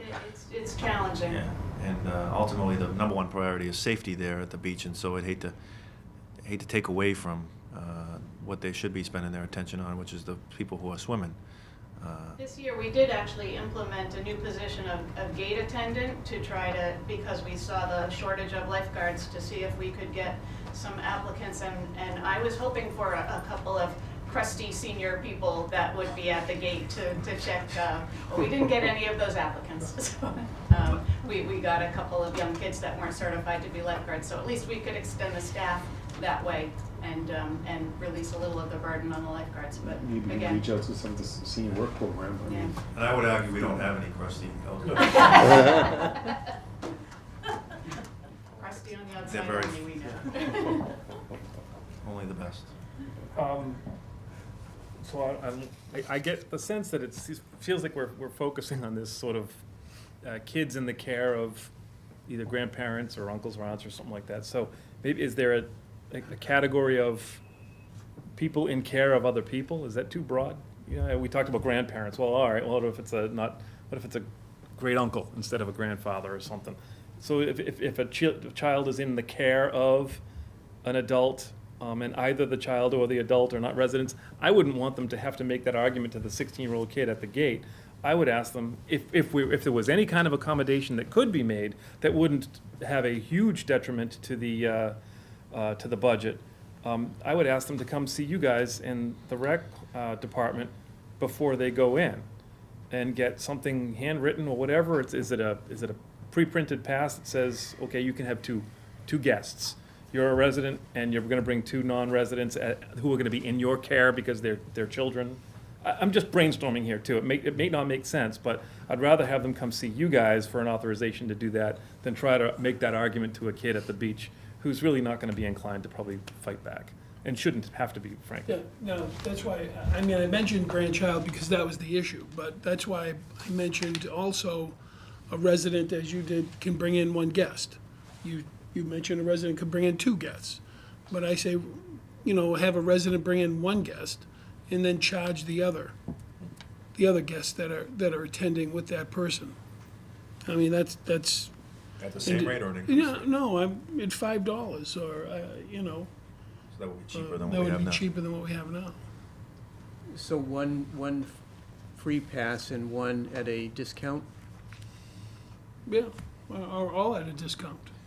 I mean, you know, So again, I don't know the solution. One thing I do like is You know, using the but- word guest, right? I don't think we should get in the business of dictating who's important loved one. You know, we've used grandchild and grandparents here as an examples, but, you know, people have brothers or sisters or. Or maybe have a maximum amount, you know, no more than $50, so make it $40. I mean, there are probably a bunch of different options and ways to go. Like you said, you could pre-buy here, and maybe when they pre-buy, then you can identify them as a relative, and then they get it for $5 as opposed to $10 at the gate. There's a lot of different ways to go. The dilemma is adding heads and swimmers to the beach. But I think, and if I recall, Karen, you can only allow so many kids in the water that was mentioned, so you wouldn't be increasing your lifeguard staff because you can only allow so many in there. That was said before, right? Right, if we Yeah. kept So that- business as usual and did Yeah. not add the staff, we wouldn't Right. have that expense, but we would I be don't- certainly closing more often. We'd be filled to capacity and closed to residents. Right. And that's the dilemma we have. Right. Yeah. Because if you increase the number of non-residents on the beach, you're closing it to the people that are paying for that beach. No, I understand that. Yeah. I understand. And we don't want to take away from the residents by any means. We don't want to charge the residents by any means. But I'm just wondering, will it increase? Will that increase if you make this change? I don't know that to be so, unless it's done. If every resident could come to rec to get non-resident passes for less money, and whatever the number is, and would you have a certain number per day or per household, or, you know, how would that work? Whatever that system was would certainly increase the capacity on the beach. I don't know how often it would get it to the point of closing. More often than it was this past summer when we closed once. Is there a test mode? Maybe, I don't know, maybe it's add one. You know, a non-resident comes, sees you on Thursday, I want to come to the beach tomorrow, I'm going to have my grandson with me. Can I get him in? Karen writes a little, let this person in.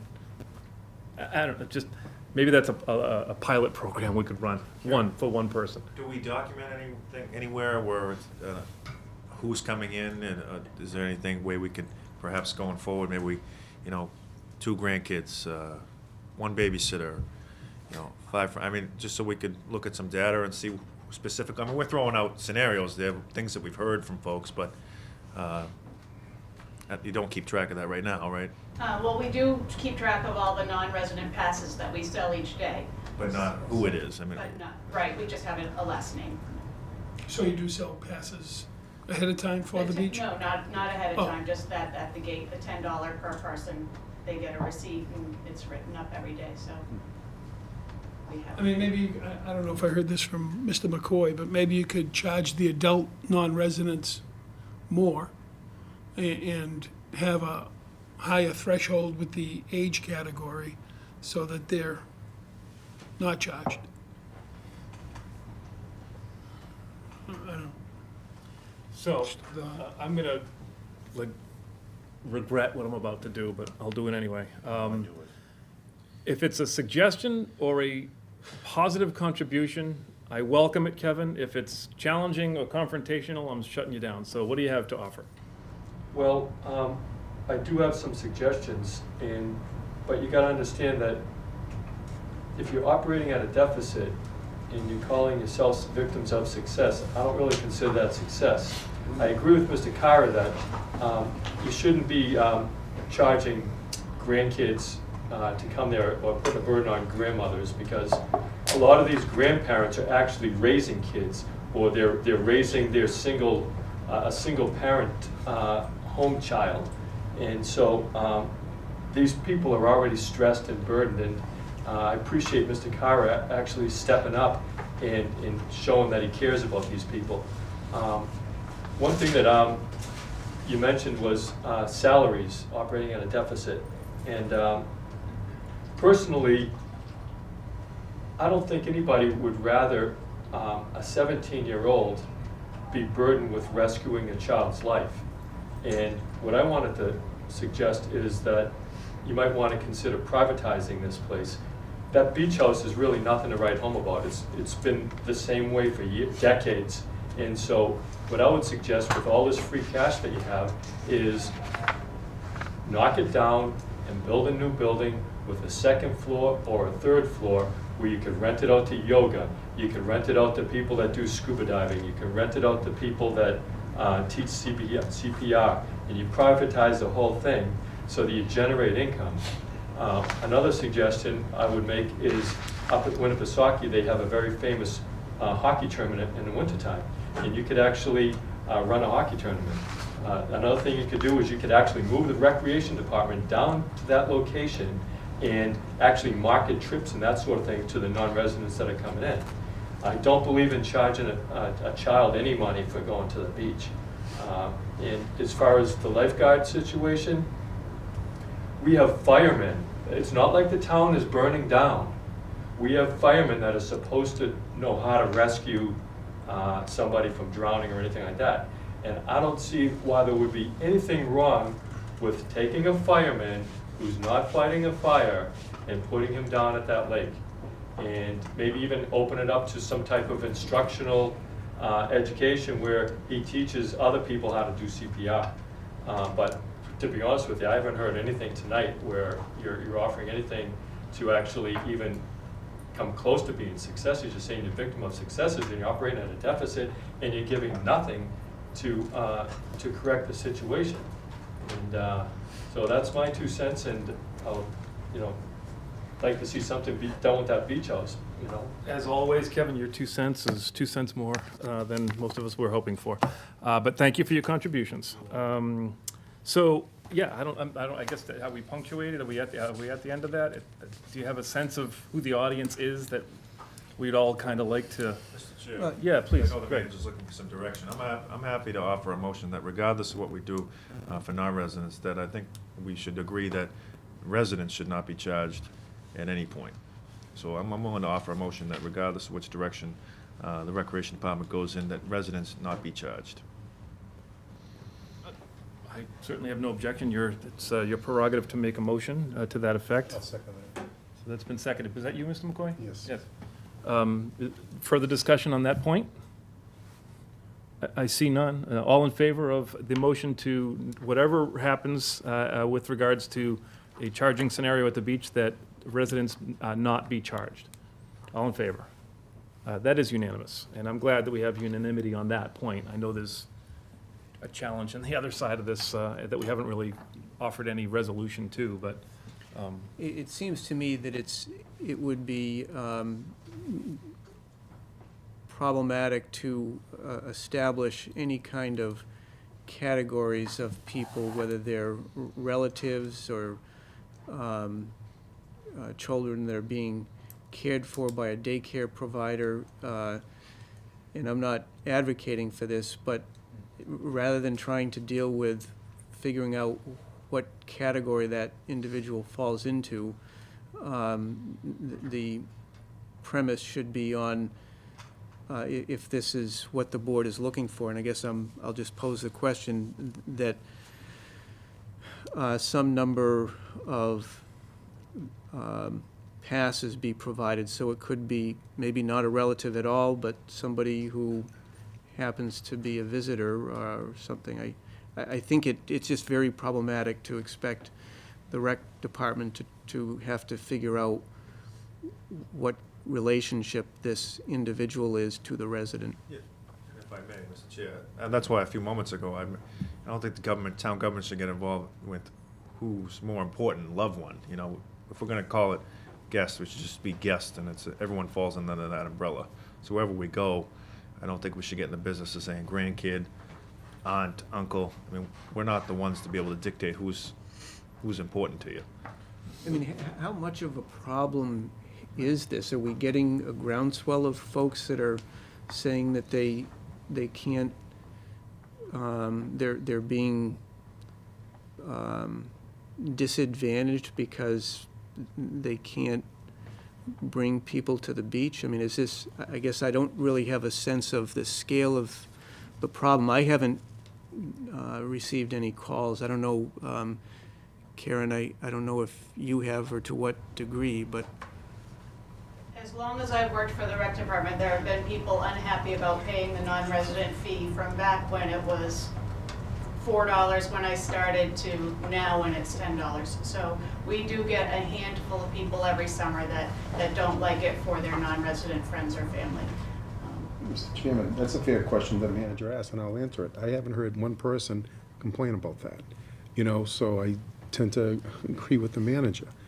You know, not one person has ever complained to me about any of that. I'm gonna be honest. Conversely, I have. No, That's I why know, I just- brought it up. I know that, you know, So, give some you of an us honest- hear give you about an it, and honest some of answer. us don't, and Karen was quite honest in the fact that you get a handful to a dozen that complain, which is, you know, I mean, if one person has a complaint, we take it up. Whether we make the change or we don't make the change, we at least, you know, talk about it, hear the issues that are presented to us and try to change it if it needs to be, and if not, but at least we're addressing the concerns of a resident. And that's important. yeah, and I'm certainly not opposed to the idea of having the conversation. I guess the question is, if we make a change and grant some kind of a pass system based upon perhaps comments from a half a dozen people, is that really what we ought to be doing? If the potential consequence is just digging ourselves further in a hole in terms of subsidizing the beach or creating more instances where the beach has to be closed because there's a greater number of people from out of town now at the beach. I mean, is that, I don't know, I guess I just put that out there, but. To Kevin's point, I think if it was it would have been awesome if we could have come here at the last time we had this conversation or tonight and said, okay, there's a solution here. Why don't we do this? And then, okay, so let's implement that great idea that someone had. Frankly, if it was that easy, you already would have done it and we wouldn't be having the conversation. But just, my hypothetical is, it would be great if we had something that we could offer to you that would be implementable, that wouldn't create more problems while solving another. And I don't know that we've come up with that situation. I think every solution that we have to offer creates another problem that we, don't have an answer for. So I'm personally of the mind to have you guys, and I said this in email form, but I'll say it publicly, to ask you guys to continue the good work that you do and to be mindful of maybe there is some idea that we haven't talked about. Or maybe there is a mechanism that could be put in place that wouldn't further put the operation in a deficit, but would accommodate the 6 to 10 or 12 individuals that have a need. And maybe it's a case-by-case basis. Maybe it's come in and have a conversation with Karen and let's wrestle with whether or not there's something we can do for you, Mrs. Jones. So that's just my thinking. Well said, yeah, I agree. Well, we'll take it back. Very good. If you get a town website, why don't you just put a suggestion out for the people to send in suggestions on what you can do over there? What'd you say? They can do that anytime. They can do that anytime. And I hope that folks will, after listening to this conversation, certainly, If you have a feedback is campaign good. that looks Kevin, for I'm that- going to ask you, yeah, come on, out of order, please. So that's a conclusion on that discussion. And we now will move to communications, Jeff, and I'll ask you to jump on that. The first one is, again, the memo from Karen that we've, I think it's fair to say, spent enough time on. The memo regarding the budget process, I outlined the process here for preparation of the capital improvement budget as well as the operating budget. Note that the deadline for operating budgets is December 1st, and then we will be reviewing budgets internally in preparation for the January 29th presentation to the board. If the board has any comments or would like to offer any suggestions, my thought is to bring that up at the meeting on December 11th. Thank you. Next is a memo with regard to clarification on the vote taken prohibiting sale of town-owned land. So you'll recall at the meeting on November 13th, the motion was made, and I'll just read it here. I move that the Board of Selectmen direct the town manager not to prepare any article for upcoming 2018 annual town meeting for the purpose of selling any town-owned property. I just wanted to point out a couple of things and just confirm that my understanding is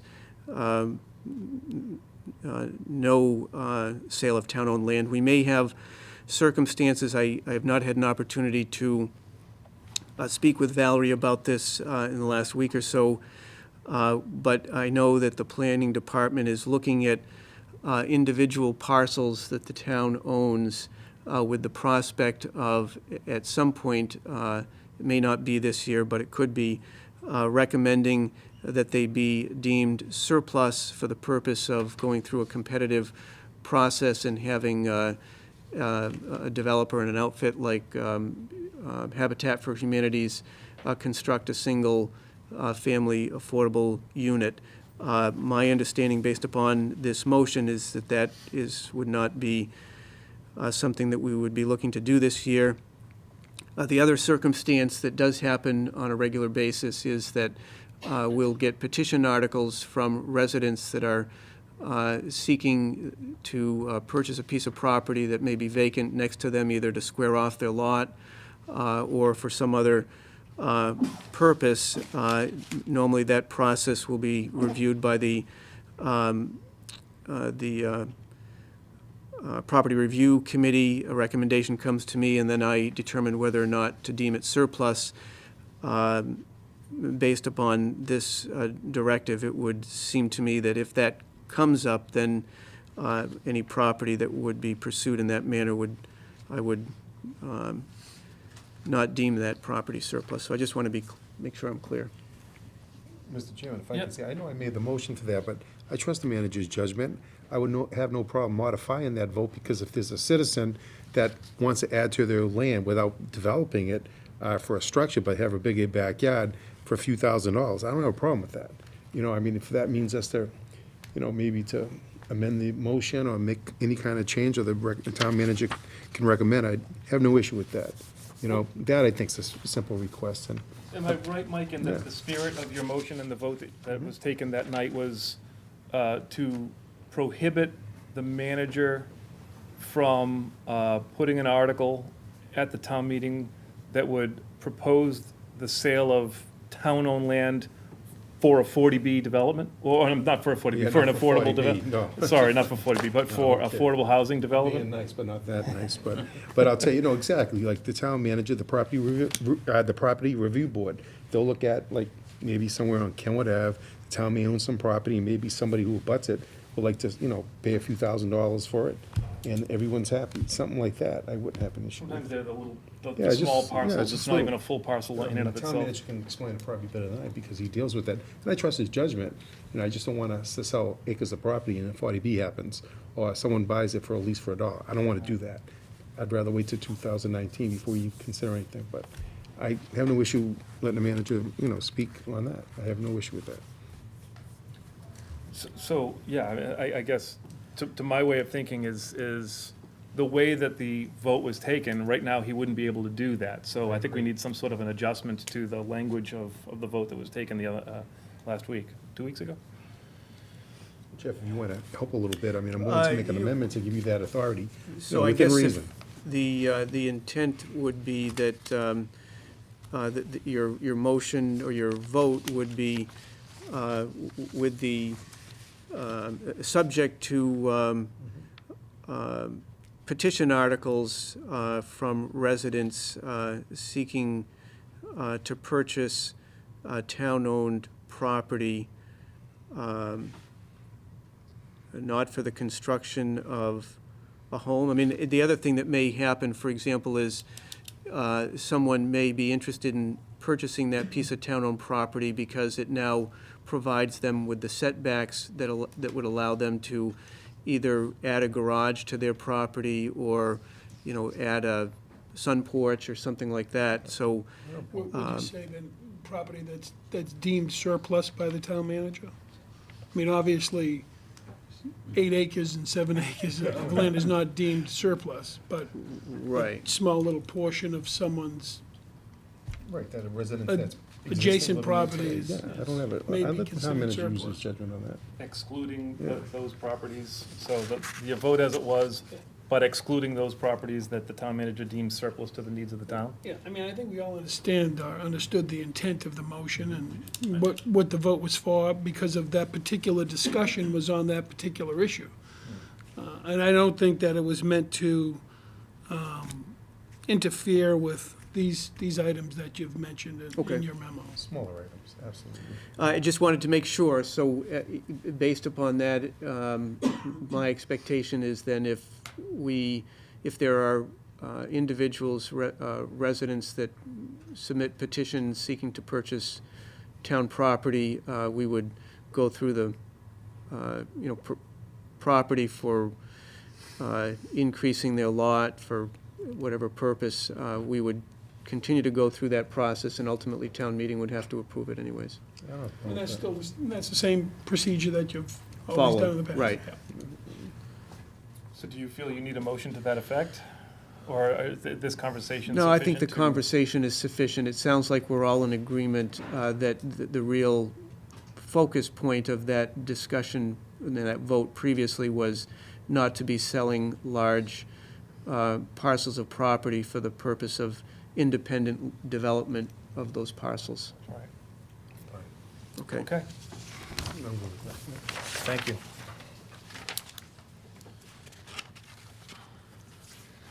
This next correspondence is the certification notice from the Department of Revenue regarding free cash. This is, as you know, an annual event that it's based upon information that is submitted by both the assessor and the town accountant. The number, certified free cash number as of July 1, 2017 is $21,618,024. And that, as previously noted in other years, is a consequence of money that is unexpended in budgets that gets turned back to the town general fund. It's a consequence of conservative budgeting with respect to estimates on our revenue. For example, as we talked about a couple of weeks ago in the presentation, we typically estimate conservatively when it comes to new growth.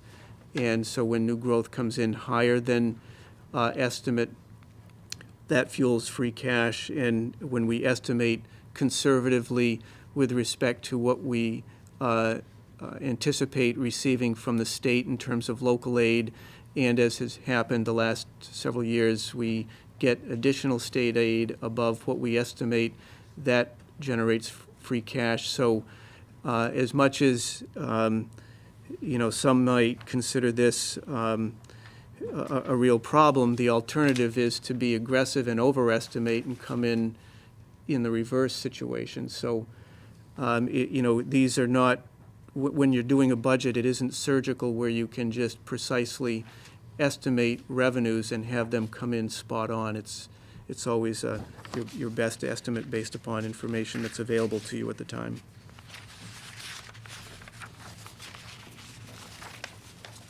Very well, thank you. Next is a memo from me just noting the release of Certain executive session minutes, upon vote, an announcement must be made about the specific minutes that are being released and are available for public review. Executive session minutes from meetings on the following dates have been approved for release at the board's November 13, 2017 executive session and are available for public review. These are minutes from executive sessions on April 27, 2015, September 28, 2015, October 13, 2015, and then two separate sets of minutes from April 24, 2017, and May 8, 2017. There's correspondence here from the Middlesex Canal Commission noting that they're having a meeting coming up on Thursday, December 7th at 3:15 p.m. at the Middlesex Canal Museum, which is located at the Faulkner Mills, 71 Faulkner Street in North Billerica. And then finally, last piece of correspondence is from Verizon. This is just noting a change in their programming effective December 31st. RL TV programming on channel 245 will be removed from the FiOS channel lineup. And they go on to note that they're advising their customers of that change. Thank you. Very well.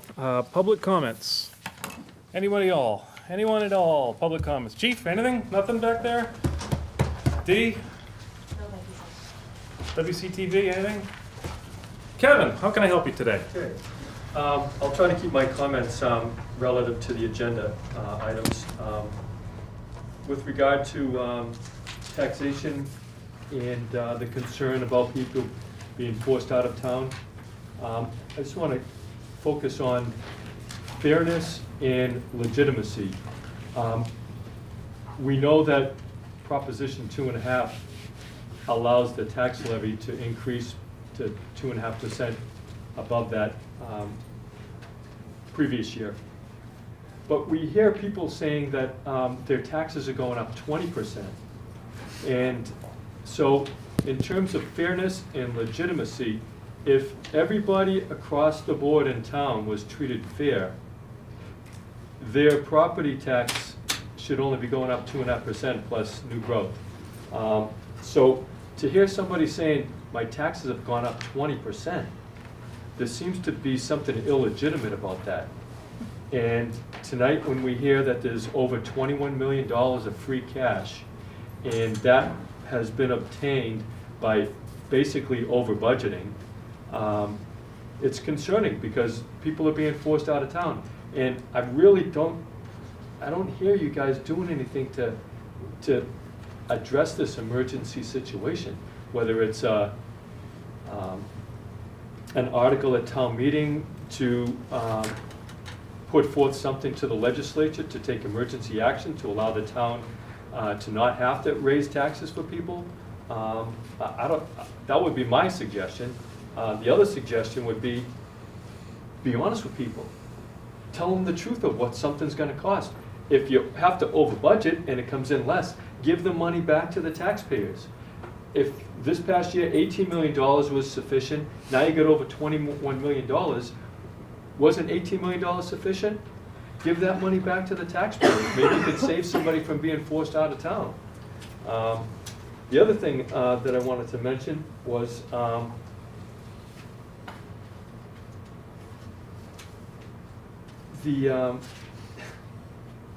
we had an accreditation discussion tonight relative to the police department. And I was at Cumberland Farms the other day and I ran into a blue collar worker, and he's a Wilmington taxpayer, and he told me that he got pulled over by the Wilmington police for having a lawnmower in the back of his truck, and he was issued a $200 ticket for an unsecured load.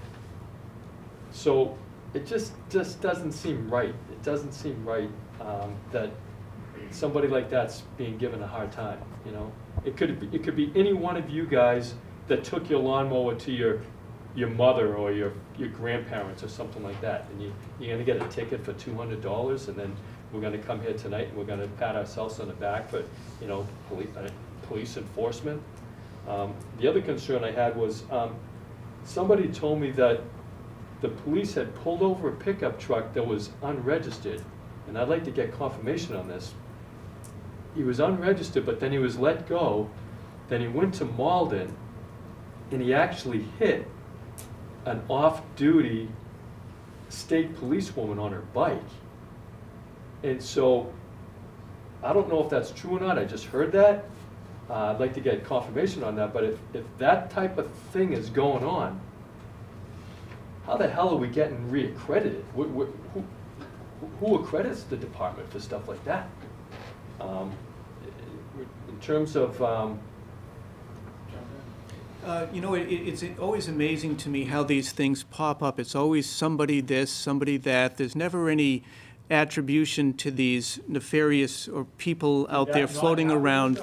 There's never any attribution to these folks. But, you know, these are the types of things that if you really wanted to solve a problem, you could actually have had that conversation with the chief or the deputy, but instead you choose to grandstand by bringing these things here in the hopes, I have no idea, I have no knowledge of it, but instead of having a constructive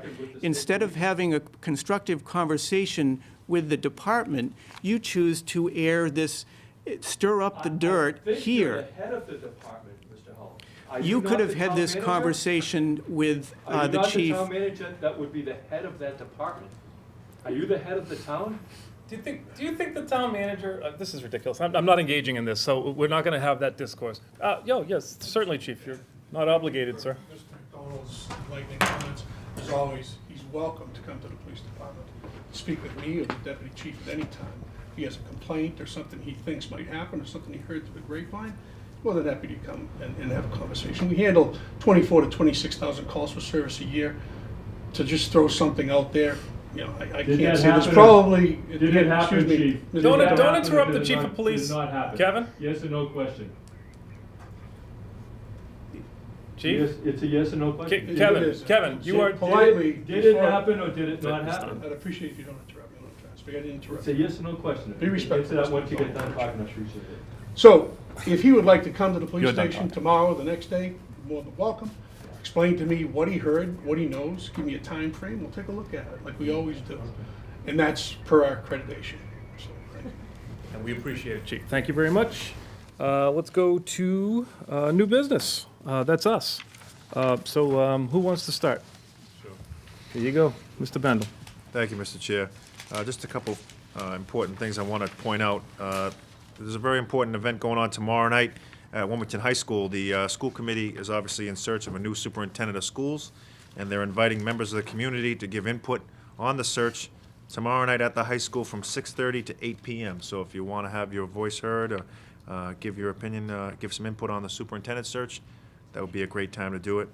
Also, hope to see everybody at the tree lighting this coming Saturday and the Festival of Trees put on by the WOW organization. They do a fantastic job, so I look forward to seeing folks there. Thank you.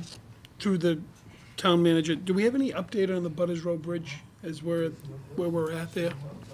The latest was that the work would be done through, would continue, I believe, through the 4th or the 8th. I'll have to check. The last time I talked to Mike Woods, which was the end of last week, that last update that I provided was holding firm, that there hadn't been any further delays, but as soon as I get any updates or if there's any change in that information, I'll let the board know. Thank you. And welcome back to Beverly. Beverly, welcome back. She maybe promised we were gonna be quick tonight, and I think we're a little longer than I promised, so I'm sorry, Bev. I owe you an hour. I'm gonna go in line here. So, Greg, you already mentioned the Festival of Trees and the tree lighting this Saturday. So, great. a great community event. I can't wait. It's one of the things that I really look forward to once we get into the holidays. So I look forward to seeing my friends and neighbors out there throughout that. And I want to just do a shout out real quickly to the Wildcat football team that didn't come out victorious on Thanksgiving, but they had one hell of a season this year. And congratulations to them as a team, and certainly to the outgoing seniors, and really congratulations to all of the fall sports programs throughout the town for a great season this past fall. Well, happy post-Thanksgiving, and we'll see you this weekend. Mr. McCoy. Mr. Chairman, thank you. I'm good. Mr. Loud. I would just want to add to what Greg said about the school committee. You can, my schedule's tight tomorrow, so I'm not going to be able to be there, and I submitted some suggestions in writing, so you can also do that. It's been well publicized, it's been on social media, it's been everywhere, so you can also do the write-in, which is what I did today, actually, because I am not going to be able to attend any of the meetings that they had today and tomorrow. So I just wanted to let the people out there know that. So also, this gives me the opportunity to shout out to a veteran called Donald Puritan. He is a United States Marine Corps Iraq vet. He's a Wilmington resident. He bought a house recently, but he's been in town for over 5 years. But he was just recently recognized at the DVS for work that he does every day with the Department of Veteran Services. So thank you for him, for his service, and his family for their commitment. Thank you. Thank you, Ed. Important dates, Jeff? Important dates, November 29th is the next brush drop-off, Old Main Street, 8 a.m. to 2 p.m. November 30th is the Finance Committee Planning Board joint public hearing regarding the upcoming special town meeting. Town Hall Auditorium, 7 p.m. December 2nd, another brush drop-off, Old Main Street, 9 a.m. to 4 p.m. December 2nd, as was noted, Christmas tree lighting, Town Common. December 2nd and 3rd, the Festival of Trees, Villanova Hall. December 3rd, Holiday Social, Harnden Tavern, 1 p.m. to 4 p.m. December 7, Santa's Workshop, Town Hall, 6 p.m. to 7:30 p.m. December 9th, Santa Run, 8:30 a.m. to 2 p.m. December 16th, Special Town Meeting, Wilmington High School Auditorium, 10:30 a.m. Next Selectmen's Meeting, December 11. The meeting, open meeting will be start at 7 p.m. here at the Town Hall. December 25th is Christmas Day, Town offices closed. Also, January 1, New Year's Day, Town offices closed. Board of Selectmen's meeting in January is the 8th, 7 p.m. With that, I'd accept a motion to adjourn. So moved. Second. Made and seconded. All in favor? Unanimous. Thank you all, and good evening.